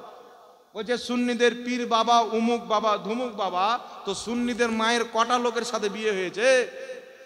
একটা ওয়াহাবি মৌলবি বক্তব্যতে বলছে, ও আব্বা জানেরা, তো ওই জালসাতে কমসে কম 5000 লোক আছে। তো আমি একটা ওয়াহাবিকে জিজ্ঞাসা করলাম যে আমরা পীরকে বাবা বললে তোমরা প্রশ্ন করো যে আপনার বাপের সাথে মায়ের বিয়ে হয়েছে না পীরের সাথে, ওকে কেন বাবা বলছো? তো তোমার আব্বা হুজুর বলছে ও বাবারা 5000 লোক আছে, তাহলে তোমার হুজুরের মায়ের কি 5000 লোকের সাথে বিয়ে হয়েছে? এই জন্য খোদার কসম, যেখানে জ্ঞান থাকে ওয়াহাবি থাকে না, ওয়াহাবি থাকলে জ্ঞান থাকে। এটা বাস্তব কথা বলছি মুসলমান, এরা কত মূর্খ। আমি এক জায়গায় বক্তব্য দিয়েছি যে আল্লাহর হাবিবকে ভাই বলা যাবে না, আর বড় ভাইয়ের সমতুল্য বলা তো হারাম আছে, কখনো কুফরিও হয়ে যাবে। কেউ যদি মনে করে নবীর সম্মান বড় ভাইয়ের সমতুল্য আছে, বেশি নাই, স্পষ্ট কাফির হয়ে যাবে। তো আমার এগেনস্টে কিছু ফুচকা মৌলবি বেরিয়েছে, ওর বাড়ির মা বাপ ওকে চিনে কিনা যেটা আমার বেটা আল্লাহ জানে। ও ভিডিও বানাচ্ছে কি, যে জাহাঙ্গীর সাহেব বলেছেন নবীকে ভাই বলা যাবে না। আমি কোরআন থেকে দলিল দিচ্ছি, আল্লাহ কোরআনে বলেছেন প্রত্যেক মুমিন ভাই, নবী হাদিসে বলেছেন প্রত্যেক মুমিন ভাই। নবী বলছেন উমার তুমি তোমার দোয়াতে তোমার ভাইকে ভুলিও না। তো এইগুলো হাদিস থেকে বোঝা যায় প্রত্যেক মুমিন ভাই। তো নবীও মুমিন, আমরাও মুমিন। তো মুমিন মুমিন ভাই কোরআন হাদিস বলছে, তো নবী আমাদের ভাই হলো। আমাকে একটা আহলে হাদিস এই ভিডিও পাঠালো, আমি হোয়াটসঅ্যাপে লিখে পাঠালাম, ভাই তুমি মুমিন না কাফির? বলছে মুমিন। তোমার বাপ মুমিন না কাফির? বলছে তাও মুমিন। তো তোমার বাপকে কেন ভাই বলো না? নাকি বলেন? এদের বক্তব্য শুনে কিছু লোক বলে কথা তো ঠিকই বে, কোরআনে আল্লাহ বলছে মুমিন মুমিন ভাই, তো নবীও মুমিন, আমরাও মুমিন, তো নবী বড় ভাই, আমরা ছোট ভাই। তো মানুষ বলে কথা তো ঠিক, নবী তো মুমিন ছিলেন। আরে পাগলা, নবী শুধু মুমিন ছিল না, আমরা শুধু মুমিন, আর নবী হচ্ছে সারাপা ঈমান। अल्लाह की सरताबा कदम शान है ये, इंसान ही इंसान, वो इंसान है ये। कुरान तो ईमान बताता है इन्हें, पर ईमान ये कहता है मेरी जान है ये। আমরা শুধু ঈমানদার, মুস্তাফা হচ্ছে ঈমানের জান। যদি মুস্তাফাকে না মানা হয়, কিয়ামতের সকাল পর্যন্ত লা ইলাহা ইল্লাল্লাহ বলতে বলতে তোমার আত্মা বেরিয়ে যাবে। মুহাম্মদ রাসূলুল্লাহ না বললে তুমি মুসলমান হতে পারো না। আরে মিলাচ্ছেন নবীর সাথে যে নবী আমাদের ভাই হলো। বাংলাদেশে একটা মৌলবি আছে, নাম বলে দিচ্ছে আহমদুল্লাহ। যদি তো পবিত্র মহফিলের নাপাক লোকের নাম নিতে হয় না, তো চিন্তা করলাম কোরআন পাকে তো আবু লাহাবের নাম আছে, তো একবার নেওয়া যাবে, অসুবিধা নেই। এই লোকটা মিষ্টি মিষ্টি ভাষায় কথা বলে, বাংলা পড়ালেখা মাদ্রাসায় পড়েনি, বাংলা বই পড়ে বক্তব্য দেয়। এই বক্তব্যের মধ্যে বলছে কি, একজন প্রশ্ন করেছেন যে মা ফাতেমা বলা যাবে কিনা। তো এই লোকটা বলছেন যে কোরআন পাকে বলেছেন নবীগণের স্ত্রীকে মুমিনদের মা। তো আমরা মুমিন, তো নবীর স্ত্রীগণ আমাদের মা। হযরতে ফাতেমার মা হলো হযরতে খাদিজা, তো হযরতে খাদিজা আমাদের মা, আর হযরতে খাদিজার বেটি হযরতে ফাতেমা, তো মায়ের বেটি বোন হবে, মা কি করে হবে? যুক্তি কোথায় থেকে ঘোরালো দেখছেন বাবা? মনে হচ্ছে ওর পেটে ধারণী মা, এমন করে বলছে। তো এই যে যুক্তিটা দিল, তো ওর যুক্তিতে আমি তাকে উল্টা পাল্টা জবাব দিতে চাই, পাল্টা জবাব, যে প্রত্যেক মুমিন ভাই নবীগণের স্ত্রী মুমিনদের মা, তাই তিনার মেয়েকে বোন বলতে হবে, মা বলা যাবে না। তাহলে আমি তাদেরকে জিজ্ঞাসা করতে চাই যে প্রত্যেক মুমিন ভাই, তো ওই মৌলবীর বাপও মুমিন, ও মুমিন, তাহলে তার বাপ কুরআন হাদিস অনুযায়ী যেই তাবিল, যেই ব্যাখ্যা তারা করে, ওই ব্যাখ্যাতে বাপ বেটা ভাই হলো। তাহলে বাপের স্ত্রী বাপ যখন ভাই হলো, তো মাকে আর মা বলতে হবে না ভাবি বলতে হবে? তাহলে ওর যুক্তি অনুযায়ী মাকে আর মা বলতে হবে না ভাই বলতে হবে। তারা কোন কোম্পানির গাঁজা খায় চিন্তা করেন, ভারতে নয় আমেরিকা থেকে স্পেশাল ভাবে আসে। বুঝতে পারছেন বাবা? কত বড় জাহিল, এত বড় বড় জাহিল। একজন মৌলবি বেরিয়েছে বর্তমানের দিকে পোল্ট্রি মুরগি, দেখেছেন? ওর 7 গোষ্ঠী পর্যন্ত আমার নাম শুনলে লা হাওলা ওয়ালা কুওয়াতা পড়তে বাধ্য হয়ে যায়। ওর পাতলা পায়খানা বেরিয়ে যায় আমার নাম নিলে। এই লোকটা বলছে কি যে এক প্লেটে যদি মাজারে পড়া মুরগার মাংস থাকে, আর এক প্লেটে যদি শুয়ারের মাংস থাকে, তো শুয়ারের মাংসটা খাওয়া যাবে, মুরগাটা খাওয়া যাবে না। এবার আমাকে তো কেউ কেউ ভিডিও পাঠাচ্ছে, একটা দেওবন্দি, ও কিন্তু দেওবন্দি মতে, একটা দেওবন্দি ফোন করে বলছেন যে এর উত্তরটা দেন আপনার ক্ষমতা থাকলে। আমি যে উত্তর কি দেবো? মুরগাগুলো আমাদেরকে দিয়ে দাও, শুয়ারগুলো তোমরা নিয়ে নাও। এর উত্তর আবার কি দেবো? এটা কিসমতের ব্যাপার। মাজারে পেরে ওলিয়া উলিয়ার ওসিলাতে পেলাম না, কি বলেন? তাদের ওসিলাতে মুরগা পেলাম, আর তোমাদের কিসমত এত ফুটা যে শুয়ারের মাংসকে ভালোবাসো। তো চিন্তা করি না, ডোমচা আমাদেরকে বলে দেবো পার্সাল করে বর্ধমানে সাউকাত জোলহার বাড়ি স্পেশাল করে শুয়ারের মাংস পাঠাবো। আর শুধু তাই নয় বিরাদ ইসলাম, এদের ধারণা দেখেন, মাজারে পড়া মুরগার মাংসকে কি বললো? শুয়ার চাইতো হারাম। কিন্তু কোন দেওবন্দি আজ পর্যন্ত আমার চ্যালেঞ্জ অ্যাকসেপ্ট করতে পারেনি, আর কিয়ামত পর্যন্ত পারবে না। একটা কথা মনে রাখবেন, দেওবন্দির সাথে যদি মুনাজারা হয়, ওকে এক চুল্লো পানিতে মারতে আমাদেরকে 5 মিনিট টাইম লাগে। আর যদি আহলে হাদিস আমাদের সামনে চলে আসে, তো ওর আত্মা বের করতে 7 মিনিট টাইম লাগে, এর বেশি টাইম লাগবে না। এদেরকে আমরা চাটনিও মনে করি না, খোদার কসম খেয়ে বলছি। এদের রক্ত কোনটা দিয়ে কত সাইজে কত স্পিডে রক্ত চলে, আর কোন পানি থেকে এরা এসেছে, ওটা পর্যন্ত আমরা রিসার্চ করে রেখেছি। মুসলমান সব রিসার্চ করা আছে আলহামদুলিল্লাহ। এখন আপনাকে বলছি শুনেন বাবা, আমার রাসূল সাল্লাল্লাহু আলাইহি সাল্লাম, আবু দাউদে হাদিস আছেন, একজন মহিলা বলছেন আল্লাহর নবী যদি যুদ্ধের ময়দান থেকে সহি সালামতে চলে আসে, তো আমি 2টা কাজ করব। এক, নবীর সামনে ঢোল বাজাবো, দফ ঢোল। আর দ্বিতীয়টা হচ্ছে, উনি একটা বেওয়ানা নামক জায়গাতে একটা পশু জবাই করার মিন্নত মাংলেন, যে ওই জায়গাতে স্পেশাল ভাবে আমি একটা পশু জবাই করব। আল্লাহর নবী চলে এসেছেন আনন্দিত, বলছেন ইয়া রাসূলুল্লাহ, আমি 2টা মিন্নত মেনেছি, আপনি যদি ইজাজত দেন, অনুমতি দেন, আমি আমার মিন্নতকে পূর্ণ করব। তো রাসূল পাক সাল্লাল্লাহু আলাইহি সাল্লাম বলছেন কি? বলছেন একটা আপনার সামনে আমি ঢোল বাজাবো, এক তাবকা ঢোল, যাকে দফ বলা হয়। তো নবী বললেন বাজাও, উনি ঢোল বাজালেন। দ্বিতীয় নাম্বার বলছেন, ইয়া রাসূলুল্লাহ, আমি অমুক জায়গাতে, জায়গাটার নাম মুহাদ্দিসিনে কেরাম লিখেছেন বেওয়ানা, সেই জায়গাতে আমি একটা পশু জবাই করব, মিন্নত মেনেছি। তো আল্লাহর নবী বললেন, সেখানে কি মুশরিকদের কোনো পূজাখানা আছে, মন্দির টন্দির এগুলো আছে, তাদের মেলা ফেলা আছে? বলছেন না। তাহলে তুমি তোমার মিন্নত পূর্ণ করো। তিনি ওই নির্দিষ্ট জায়গাতে গিয়ে, মিন্নত তো আল্লাহর জন্যই ছিল, একটা জায়গা নির্দিষ্ট করেছিলেন বেওয়ানা নামক জায়গা, সেখানে গিয়ে তিনি ওই জানোয়ারকে খোদার নামে জবাই করলেন, নবী অনুমতি দিলেন। এখন আপনাকে বলতে চাই, একদিকে বেওয়ানা নামক জায়গা, একদিকে আউলিয়া কেরামের মাজার। কুরআন বলছেন ওলিদের মাজার হলো জান্নাতের বাগান, হাদিস বলছে ওলিদের মাজার হলো জান্নাতের বাগান। কারণ আল্লাহ কুরআন পাকে বলছেন, কেউ যদি ঈমান এনে ভালো আমল করে কবরে যায়, তার কবরকে আল্লাহ পাক জান্নাতের বাগান বানিয়ে দেয়।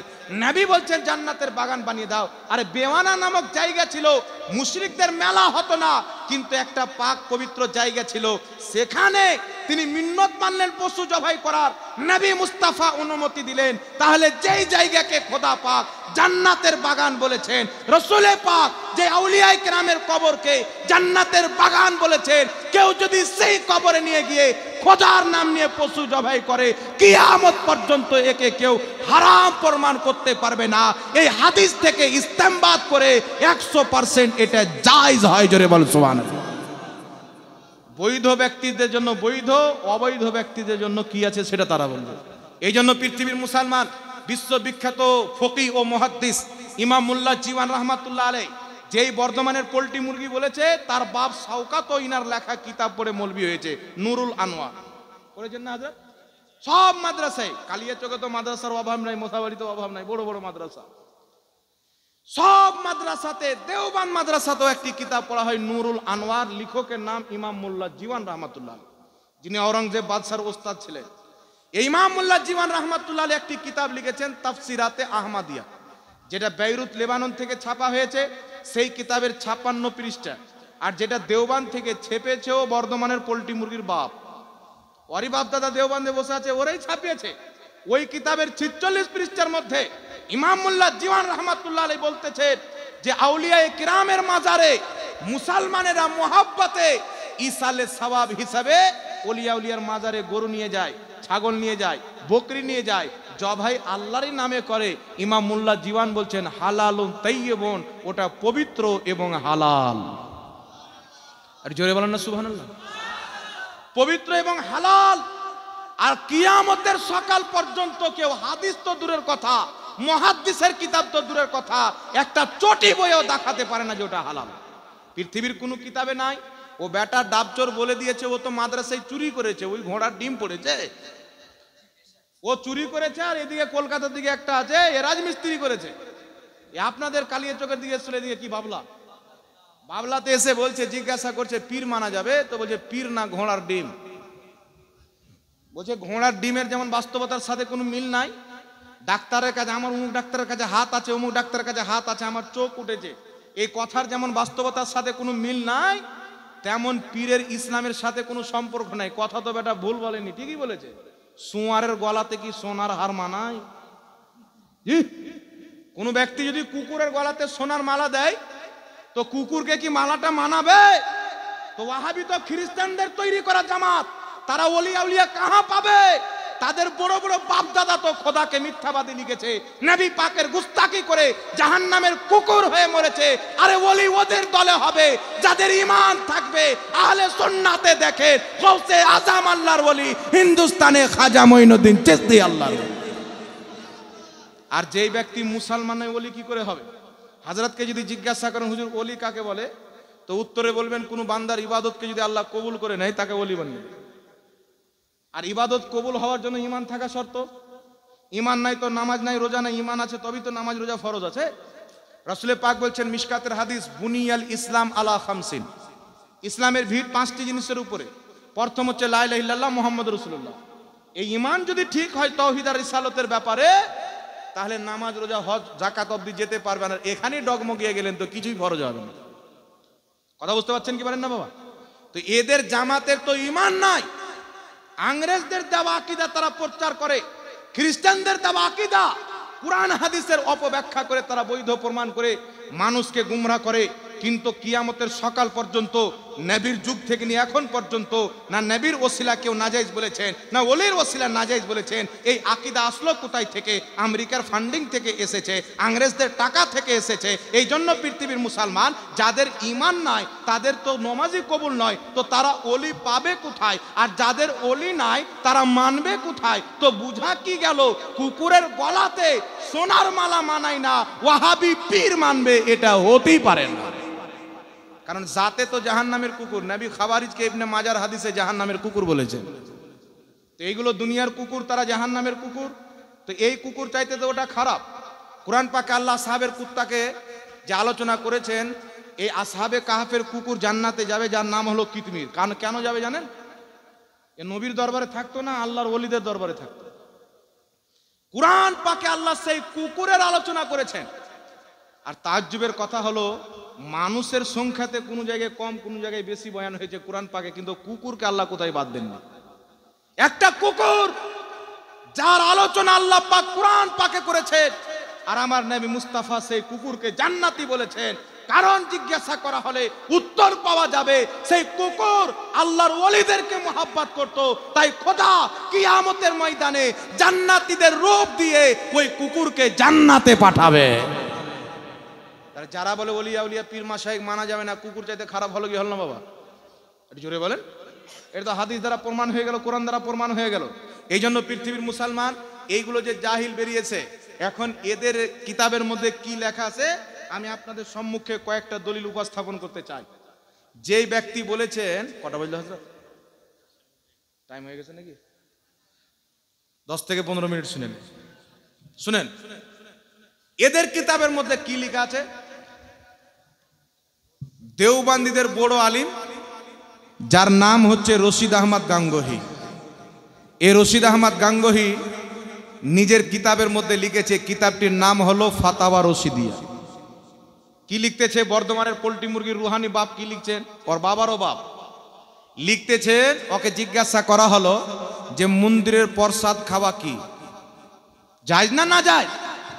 তো উত্তরে বলছেন, কোন ব্যক্তি যদি মন্দিরের প্রসাদ নিয়ে এসে দেয়, পরাঠা নিয়ে এসে দেয়, আরো অন্য কিছু বাগাইরা অন্য কিছু, মানে পাঁঠার মাংসও যদি দেয়, তো বলছে ইসকা লেনা और খানা দুরুস্ত হে, এটা খাওয়া ঠিক। মন্দিরের প্রসাদ খাওয়া ঠিক, মন্দিরের পরাঠা খাওয়া ঠিক, বাগাইরা আরো অন্য কিছু, তো পাঁঠার মাংসও খাওয়া তাদের নিকটে ঠিক। আর শুধু তাই নয়, পৃথিবীর মুসলমান তাদের মোল্লা সাহেব লিখতেছেন, আঙুলে যদি নাপাক জিনিস লেগে যায় 3 বার চেটে নিলে পাক হয়ে যাবে। চিন্তা করছেন? আর আহলে হাদিসদের কথা কি বলবো, কলকাতার গাধা।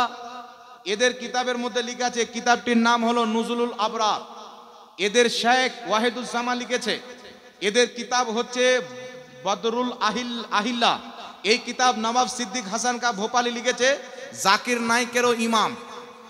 এই সিদ্দিক হাসান খা ভোপালি কি লিখতেছেন, কুতিয়া, গাধি, খিনজির এদের দুধ হলো পাক। সোয়ারনির দুধ পাক, কুকুরনির দুধ পাক। রেকর্ডিং হচ্ছে বাবা, বলে পালিয়ে যাবে, উপায় নাই, ছড়াবে। আর বাড়িতে কিতাব রেখে এসেছি, তারপরে বক্তব্য দিচ্ছি। যেই দিন বলবে মিথ্যা বলেছে, কিতাব খোলা হবে ইনশাআল্লাহ। বুঝছেন? কুত্তার দুধ পাক, সোয়ারনির দুধ পাক, আপনার খিঞ্জিরের দুধ পাক। আর শুধু তাই নয়, এরা লিখেছে যে কুকুরের জুঠা এবং সুয়ারের জুঠাও পাক। কুকুর বা সুয়ার যদি থালাতে মুখ দিয়ে দেয়, পানিতে মুখ দিয়ে দেয়, তো ওয়াহাবিদের নিকটে ওই পানিটা পাক, খাওয়া যায়, উজু করলে উজুও হবে। তাই চিন্তা করেন বাবা, যারা আল্লাহ ওয়ালাদের দরবারের মুরগাকে হারাম বলে, আল্লাহ পাক তাদেরকে সুয়ারের জুঠা খাইয়ে ছাড়ে। চিন্তা করেন। শুধু তাই নয়, পৃথিবীর মুসলমান ওয়াহাবিদের কিতাবের মধ্যে লেখা আছে, এরা ফাতাওয়া আলমগিরিকে নিয়ে চুলকানি করে। দেখেছেন না ইউটিউবে? কয়েকটা মৌলবি বেরিয়েছে, ওই যে ফাতাওয়া আলমগিরিতে আছে কুকুরের ব্যবসা করা যায়। আচ্ছা বাবা, ফাতোয়া আলমগিরিতে মাসলা আছে, কিন্তু এই মাসলার প্রতি ফাতোয়া নাই। কিছু মাসলা থাকে, তার প্রতি ফাতোয়া থাকে না। ফাতোয়া আলমগিরিতে আছে, কোন মুসলমান যদি কুকুর জবাই করে, আর কোন অমুসলিম যারা কুকুরের মাংস খায়, তারা যদি এসে বলে কুকুর তো তোমরা খাও না, আমাকে বিক্রি করে দাও, তাহলে মুসলমান যদি বিক্রি করে দেয়, তাহলে এটা তার জন্য জায়েজ হয়ে যাবে। নাজেজ হওয়ার কিছু, ফেলে দেওয়ার চাইতে ওকে বিক্রি করে দেওয়া ভালো। কিন্তু এর প্রতি ফাতোয়া নাই। তো এরা কি এই মাসলাটা বয়ান করে মেসেজ দিতে চায় যে হানাফিদের কিতাব ফাতাওয়া আলমগীরিতে 80% মাসলা ভুল আছে, কিন্তু চিন্তা করেন বিরাদ ইসলাম, এদের কিতাবের মধ্যে, ওয়াহাবিদের কিতাবের মধ্যে লেখা আছে, কি লিখছে তারা? বাদরুল আহিল্লার মধ্যে, নুজুলুল আবরার মধ্যে কি লিখতেছেন যে কুকুর এবং শুঁয়ার এদের পেশাব এবং পাখানাও পবিত্র। বলছে শুঁয়ার খাওয়া হারাম, কিন্তু শুঁয়ার নাপাক নয়, পবিত্র। কুকুর হচ্ছে পবিত্র। এখন ফাতাওয়া আলমগীরির প্রতি যে ব্যক্তি আঙুল তুলে, আমি ওই টুপিওয়ালা শয়তানকে বলতে চাই যে শয়তানের কাজ না করে তোমাদের নিকটে তো কুকুরও পাক, কুকুরের পেশাবও পাক, তো আমাদের ফাতোয়া যদি হয় যে কুকুরকে বিক্রি করে দিলে জায়েজ হবে, তো তোমাদের নিকটে পাক জিনিসও তো বিক্রি করলো, তো তোমার তো আঙুল তোলার কোনো দরকার নাই। শুধু তাই নয়, পৃথিবীর মুসলমান এই ওয়াহিদুজ্জামা আহলে হাদিসদের ইমাম লিখতেছে, কোন ব্যক্তি যদি একজন মহিলার সঙ্গে কুকর্ম করে আর সেই ব্যক্তির জেনাতে যদি মেয়ে জন্ম নেয়, তাহলে সেই ব্যক্তি, ওই মেয়েটা যদি বড় হয়, তাহলে সে নিজের মেয়েকে বিয়ে করতে পারবে। জোরে হবে না নাউজুবিল্লাহ? আল্লাহ কুরআন পাকে বলেছে তোমরা তিনটা চারটা বিয়ে করো। সমস্ত মুহাদ্দিস ফুকাহা সবাই একমত যে একসঙ্গে 4টা স্ত্রী রাখা ইসলামে বৈধ। এর মানে এটা নয় যে রাখতে হবে, কালকে বিয়ে করে নিলে মা বোনরা গালি দিবে এখানকার, যে হুজুর বলে গেল আমার স্বামী বিয়ে করে নিল। হ্যাঁ, 4টা পর্যন্ত একসঙ্গে স্ত্রী রাখা শরীয়তে এটা জায়েজ আছে, কিন্তু এদের মৌলবি লিখতেছেন আহলে হাদিসদের ফতোয়া হলো যে 4 की कोई हद नहीं, इससे ज्यादा भी रख सकती है। খোদা কুরআন পাকে বলছে 4টা অবধি রাখো, এরা বলছে 5টা রাখো, 6টা রাখো, 7টা রাখো, 8টা রাখো, কোনো সমস্যা নাই। তাহলে আপনারা বলেন এরা কুরআন হাদিসের দেওয়া ইসলাম মানে না জোকার নায়কের দেওয়া ইসলাম মানে? জাকির নায়ক যদি বলে যায় সুয়ারের পেশাব পান করা যায়, যারা ওটাই বিশ্বাস করবে। নায়ক যদি বলে দেয় খালাকে বিয়ে করা যায়, যারা খালাকে বিয়ে করা যায় মনে করবে। কিন্তু আমরা আহলে সুন্নাত ওয়াল জামাতের মধ্যে এইগুলো জেহালত চলে না। আমাদের নিকটে ওটাই জায়েজ যেটা মুহাম্মদ রাসূলুল্লাহ জায়েজ করেছে, ওটাই হারাম যেটা মুহাম্মদ রাসূলুল্লাহ হারাম করেছে। আমরা বানোয়ার ধর্মকে বিশ্বাস করি না, আমরা নবী এবং সাহাবার ধর্মকে বিশ্বাস করি। এইজন্য পৃথিবীর মুসলমান আহলে সুন্নাত ওয়াল জামাতের প্রতি কায়েম থাকতে হবে। আর রাসূলে পাক বলেছেন এমন একটা যুগ আসবে, সকালবেলা বাড়ি থেকে বের হবে ঈমান নিয়ে, আর বিকালে বাড়ি আসবে কাফির হয়ে।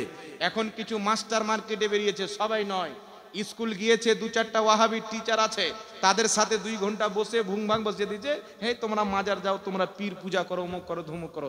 আচ্ছা বলেন তো বাবা, পীরের সম্মান করা যদি পূজা হয়, তো হারামখোরের বেটা জাকির নায়কের সম্মান করছে, তো ও কি জাকির নায়কের পূজা করে?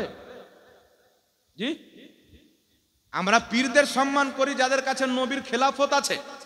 আজকে হুজুর রাশিদ মাক্কি মিয়া এসেছিলেন, নবীর আওলাদ, রাসূলুল্লাহর খানদানের লোক। নবী মুস্তাফা সাল্লাল্লাহু আলাইহি সাল্লাম বলছে সবার খানদান বেটার মাধ্যমে চলে, আমি মুস্তাফার খানদান ফাতেমার মাধ্যমে চলবে। তো নবীর আওলাদের যদি আমরা সম্মান করি, তা আমাদেরকে বলছে পীর পূজারি, মাজার পূজারি। কিন্তু আজ পর্যন্ত কোনো ওয়াহাবির ক্ষমতা হলো না যেটা প্রুফ করে দিবে। শুধু বললে যদি হয়ে যায়, তো আমরাও তো বলতে পারি ওয়াহাবিরা খিঞ্জিরের পূজারি, ইংরেজদের পূজারি, বলা তো সহজ, কিন্তু প্রমাণ কোনো মায়লাল করতে পারবে না। এগুলো কি? এইগুলো বলে নিজের ভক্তদেরকে টিকিয়ে রাখো আর গুমরাহিয়াতকে প্রচার করো। যত বেশি গুমরাহিয়াতকে প্রচার করবে, অত বেশি সৌদির জাকাত আসবে, আমেরিকার ফান্ডিং আসবে। কিন্তু আলহামদুলিল্লাহ এখন পর্যন্ত নবী মুস্তাফার মাননেওয়ালা জিন্দা আছে, কিয়ামতের সকাল পর্যন্ত তাদের সাথে মোকাবলা করা হবে যারা মুস্তাফার দ্বীনের প্রতি হামলা করবে, নবীর শরীয়তের প্রতি হামলা করবে মুসলমান। তো মানে তারাও মানি আমরাও, কিন্তু তারা মানলে ওটা নাকি ইবাদত, আর আমরা মানলে নাকি পূজা হয়ে। চিন্তা করছেন বাবা, এদের দু নজরি। আর বাপ জকির নায়ককে আপনি খোদাও বলে দেন, তো এরা কোনো মশলা লাগাবে না, কোনো টেনশন নাই। কিন্তু আমরা আউলিয়া কিরামকে আল্লাহর নেক বান্দা হিসাবে সম্মান করি, তাদের হাতে বায়াত গ্রহণ করি, যেটা সাহাবা করেছেন, নবী মুস্তাফা করেছেন। এটা করতে গেলে নাকি পীর পূজারি বলে। হ্যাঁ, এটা জোরে হবে না নাউজুবিল্লাহ? এরা হচ্ছে নাফসের পূজারি। শয়তান এখন এলাকাতে বসে আছেন ঠান্ডা জায়গাতে, আর শয়তানের কাজ এই মৌলবীরা চালাচ্ছে। কেউ যদি শয়তানকে জিজ্ঞাসা করে তুমি আরাম কেন করছো, বলবে আমি তো খেলাফত দিয়েছি ওয়াহাবি মৌলবীদেরকে, আমার কাজ তারা ভালোই চালাচ্ছে, এখন আমি রেস্টে আছি। কথা বুঝে শিখেছিনি বাবা? এই জন্য আল্লাহ পাক আহলে সুন্নাত ওয়াল জামাতের প্রতি আমাদেরকে কায়েম রাখুক। সকলে পড়ুন আল্লাহুম্মা আমিন। একবার দুরূদ পড়েন, আমি একটা মাসলা বলে নিজের বক্তব্যকে শেষ করে দেব।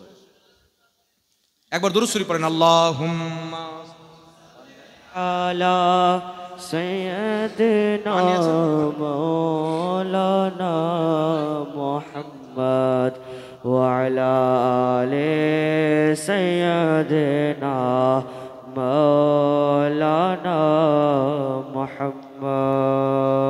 আল্লাহুম্মা সাল্লি আলা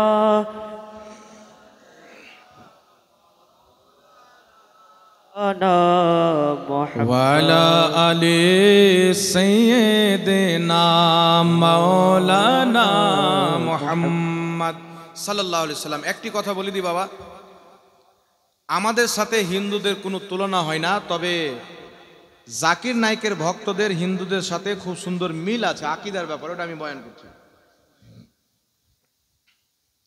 কোনো স্বামী যদি রোজা থাকা অবস্থায় স্ত্রীর সাথে সহবাস করে তাহলে তার করণীয় কি? 2 মাস কন্টিনিউ রোজা রাখবে, নচেত 60 জন মিসকিনকে পেট ভরে 2 বেলা খাবার দেবে।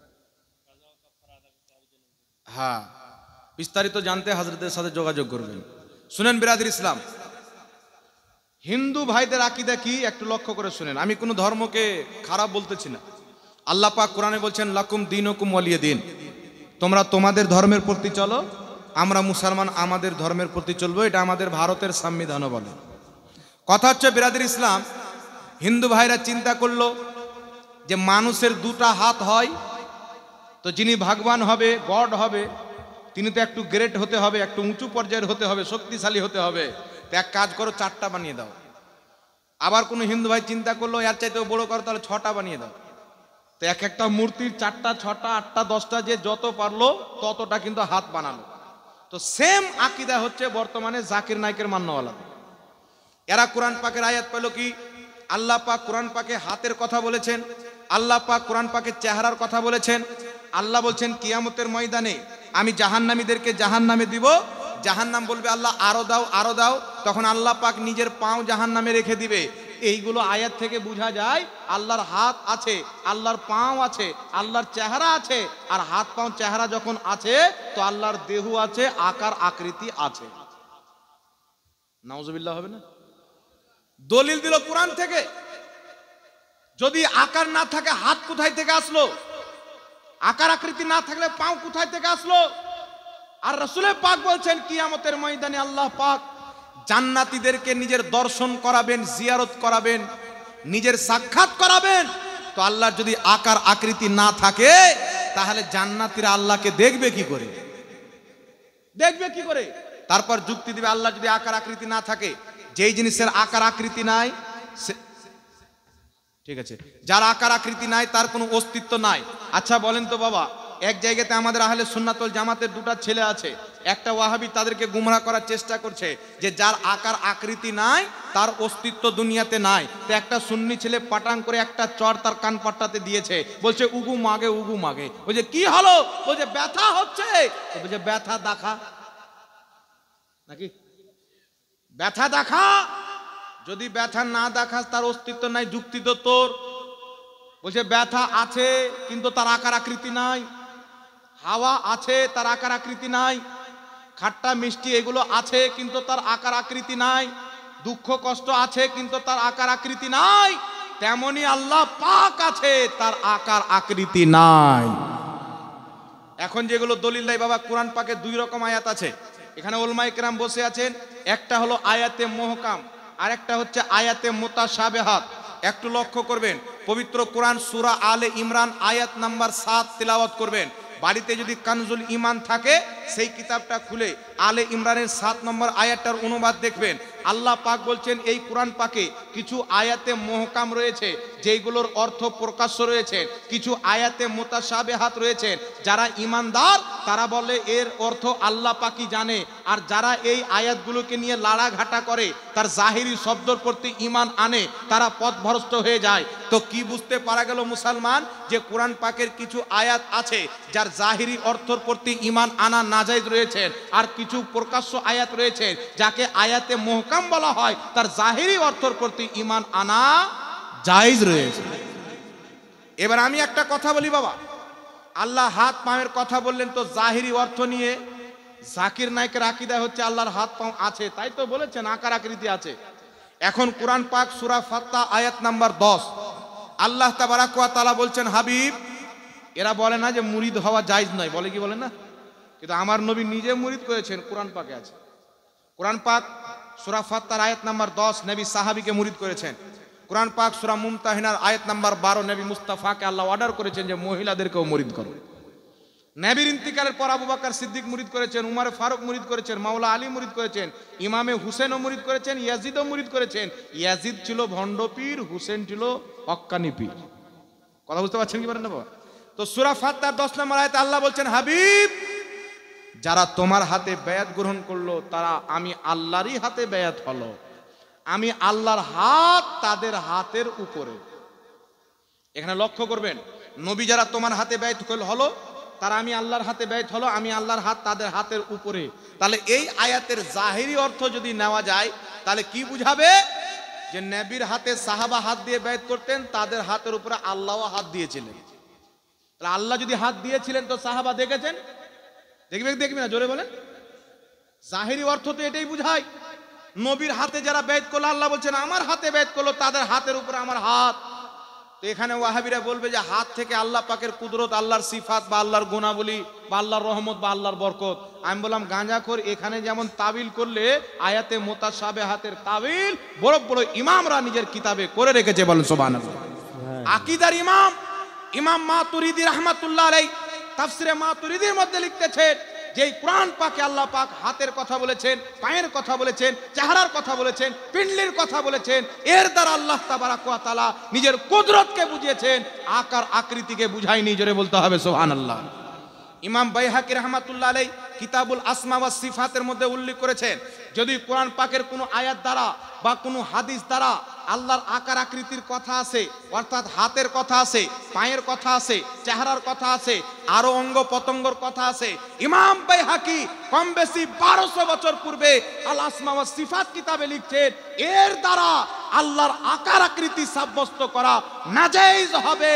আল্লাহ এই শব্দ দ্বারা নিজের কুদরতকে বুঝিয়েছেন, নিজের গুণকে বুঝিয়েছেন, আকার আকৃতিকে বুঝায়নি। জোরে বলেন সুবহানাল্লাহ। সুবহানাল্লাহ। বিশ্ববিখ্যাত মুহাদ্দিস, সকলের গ্রহণযোগ্য ইমাম কুরতুবী রাহমাতুল্লাহ আলাইহি তাফসিরে কুরতুবীর মধ্যে উল্লেখ করেছেন যে আল্লাহ পাক যেখানে আকার আকৃতির কথা, হাত পায়ের কথা বলেছেন, তিনি বলছেন আল মুরাদু বিসূরাতিস সিফাত, আল্লাহ পাক এর দ্বারা নিজের সিফাতকে বুঝিয়েছেন, অর্থাৎ অঙ্গ পতঙ্গ দ্বারা নিজের সিফাতকে, কুদরতকে বুঝিয়েছেন, আকার আকৃতিকে বুঝায়নি। ইমাম ইবনে হাজার আসকালানি ফাতহুল বারিতে একই কথা বলেছেন। আর ইমাম নববী রাহমাতুল্লাহ আলাইহি শারহে মুসলিমের মধ্যে লিখতেছেন লা ইয়াজুজু আলাইহি সুবহানাহু তাআলা তাজাসসুমু। ইমাম নববী রাহমাতুল্লাহ আলাইহি বলছেন আল্লাহর ব্যাপারে আকার আকৃতি হওয়া, দেহু হওয়াটা অসম্ভব। আল্লাহ দেহু থেকে পাক এবং পবিত্র। জোরে বলেন সুবহানাল্লাহ। প্রশ্ন হচ্ছে আল্লাহর আকার আকৃতি যদি না থাকে তো জান্নাতে মুমিনরা আল্লাহকে কেমন করে দেখবে? ইমাম বাইহাকি আল আসমা ওয়াস সিফাত আকীদার কিতাবের মধ্যে লিখতেছেন, তিনি আকীদাবিদ ছিলেন, তিনি হাদিসবিদ ছিলেন, তিনি লিখতেছেন কেমন প্রশ্ন করাটাই ভুল। আল্লাহর ব্যাপারে কেমন শব্দটাই ইউজ করা জায়েজ নয়। কারণ ইমামে আযম আবু হানিফা রাহমাতুল্লাহ আলাইহি একজন ব্যক্তিকে দেখছেন উযু করছেন, রাসূলে পাক বলেছেন যেই ব্যক্তি উযু করবে হাত ধুলে তার হাতের গুনাহ ঝরবে, চেহারা ধুলে চেহারার গুনাহ ধরবে, কুল্লি করলে মুখের গুনাহ ধরবে, চোখ ধুলে চোখের গুনাহ ঝরবে। ইমামে আযম আবু হানিফা একজন উযু করছে আর আল্লাহ তাবারাক ওয়া তাআলা তিনাকে কাশফ ইলহামের মাধ্যমে দেখাচ্ছেন যে তিনার গুনাহগুলি ঝরছে।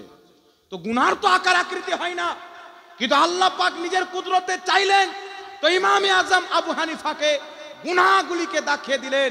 তো রব্বে কায়নাত হাওয়ার কোনো আকার আকৃতি হয় না, উনি চাইলে হাওয়া দেখাতে পারে। আপনার খাট্টা মিষ্টির কোনো আকার আকৃতি হয় না, খোদা চাইলে সেটা দেখাতে পারে। আপনার ব্যথার কোনো আকার আকৃতি হয় না, খোদা চাইলে দেখাতে পারে। তেমনই জান্নাতে খোদার কোনো আকার আকৃতি নাই, আল্লাহ যেমন ভাবে ইচ্ছা করবে বান্দাকে তার দিদার করাবে। কেমন করে করাবে তোর প্রশ্ন করার কে রে? আল্লাহ কি করে করাবে না করাবে আল্লাহর ব্যাপার। তোর বাপের জমি যে মাকাই বুনবো না কালাই বুনবো, তুই কে প্রশ্ন করনেওয়ালা? আর যুক্তি দিয়ে আকীদা তৈরি হয় না। তারা নিজের কিতাবে লিখছে যুক্তি করা, কিয়াস করা শয়তানের কাজ, আর বেটা কিয়াস দিয়ে আকীদা প্রমাণ করছে। যদি আকীদার জন্য নাসে কাতাই থেকে দলিল লাগবে। এই জন্য পৃথিবীর মুসলমান এরা জাকির নায়েক হোক, মক্কা মদিনার বর্তমানের ইমাম হোক, এদের আকীদা আল্লাহর হাত পা চোখ নাক দেহ আছে। এদের আকীদা নবীর ওসিলা শিরকে আকবার। যারা উমরা হজ করতে গেছেন, উমরা বা হজ, তারা জানেন জান্নাতুল বাকিতে তারা গেট লাগিয়ে রেখেছে নবী ওলির ওসিলা শিরকে আকবার। অর্থাৎ কেউ যদি মূর্তির পূজা করে আর কেউ যদি নবী মুস্তাফার ওসিলা তলব করে, তাহলে মূর্তি পূজা করার মতন সেই ব্যক্তি শিরিক করলো।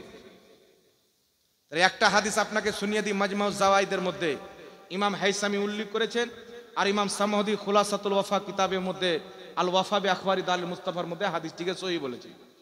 আল্লাহর নবী মুস্তাফা হযরতে আলীর মাকে দাফন করার পরে দোয়া করেছিলেন, আল্লাহ তুমি আমার মায়ের মাগফিরাত করো বিহাক্কে নবিয়্যিকা ওয়াল আম্বিয়া আল্লাযীনা মিন ক্বাবলি।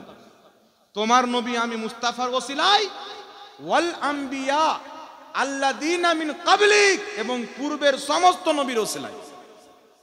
আমার নবী মুস্তাফা জিনার কথা খোদা ডাইরেক্ট শুনতে পায়, জিনার কথা খোদা ডাইরেক্ট জিনাকে পছন্দ করেন, যেই নবীর মাধ্যমে খোদার মাধ্যমে কোনো ওসিলার প্রয়োজন নাই, সেই নবী মুস্তাফা পূর্বের প্রত্যেক নবীর ওসিলা দিয়ে দোয়া করেছেন। তো ওয়াহাবিদের ফতোয়া অনুযায়ী আমার নবী শিরিক করেছেন, এটাই তো প্রমাণ হয়।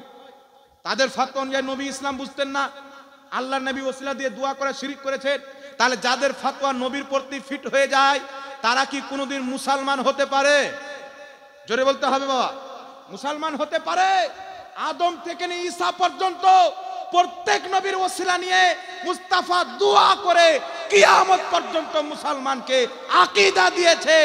যারা নবীদের ওসিলাকে বিশ্বাস করবে তারা মুহাম্মাদের দলের লোক, আর যারা ওসিলাকে হারাম বলবে তারা আবু জেহেলের দলের লোক। আমরা কার দলের লোক হব বাবা, জোরে বলেন? এই জন্য আহলে সুন্নাত ওয়াল জামাত হয়ে থাকতে হবে। পাপ যদি থাকে নবীর ওসিলাতে শাফাতে এক না একদিন জান্নাত যেতে পাবে। রাসূল পাক বলেন শাফাতি লি আহলিল কাবাইর মিন উম্মতি, আমার শাফাত কিয়ামতের ময়দানে আমার উম্মতের বড় বড় পাপীদের জন্য। পাপ করেছে কিন্তু আকীদা সুন্নি জামাতের ছিল, তাকে নবী শাফাত করে জান্নাতে নিয়ে যাবেন। আর 5 ওয়াক্তের নামাজ পড়ছে, জাকির নায়কের ভক্ত, 102 কোটি বার যদি হজ করে ডাইরেক্ট জাহান্নামে যাবে, হিসাব কিতাব কিছু লাগবে না। এইগুলো লোক যদি মরে যায় মুসলমানের কবরস্থানে এদেরকে মাটি দেওয়া হারাম।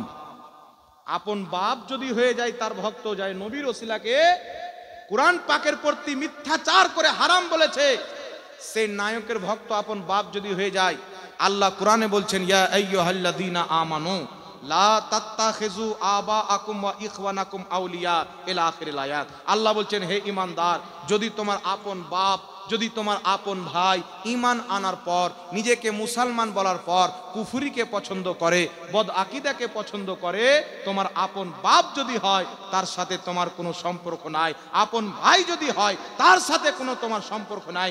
আল্লাহ তাবারাক ওয়া তাআলা ইবলিসকে দরবার থেকে তাড়িয়ে আর কুরআন পাকে এই আয়াত নাযিল করে একটাই আকীদা দিয়ে দিয়েছেন, जो नबी का नहीं वो खुदा का नहीं, जो खुदा का नहीं वो किसी का नहीं। ताई हुजूर ताजुल शरिया बोलते थे नबी से जो हो बेगाना उसे दिल से जुदा कर दे, पिदर मादर बिरादर मालो जा सब कुछ नबी पर फिदा कर दे।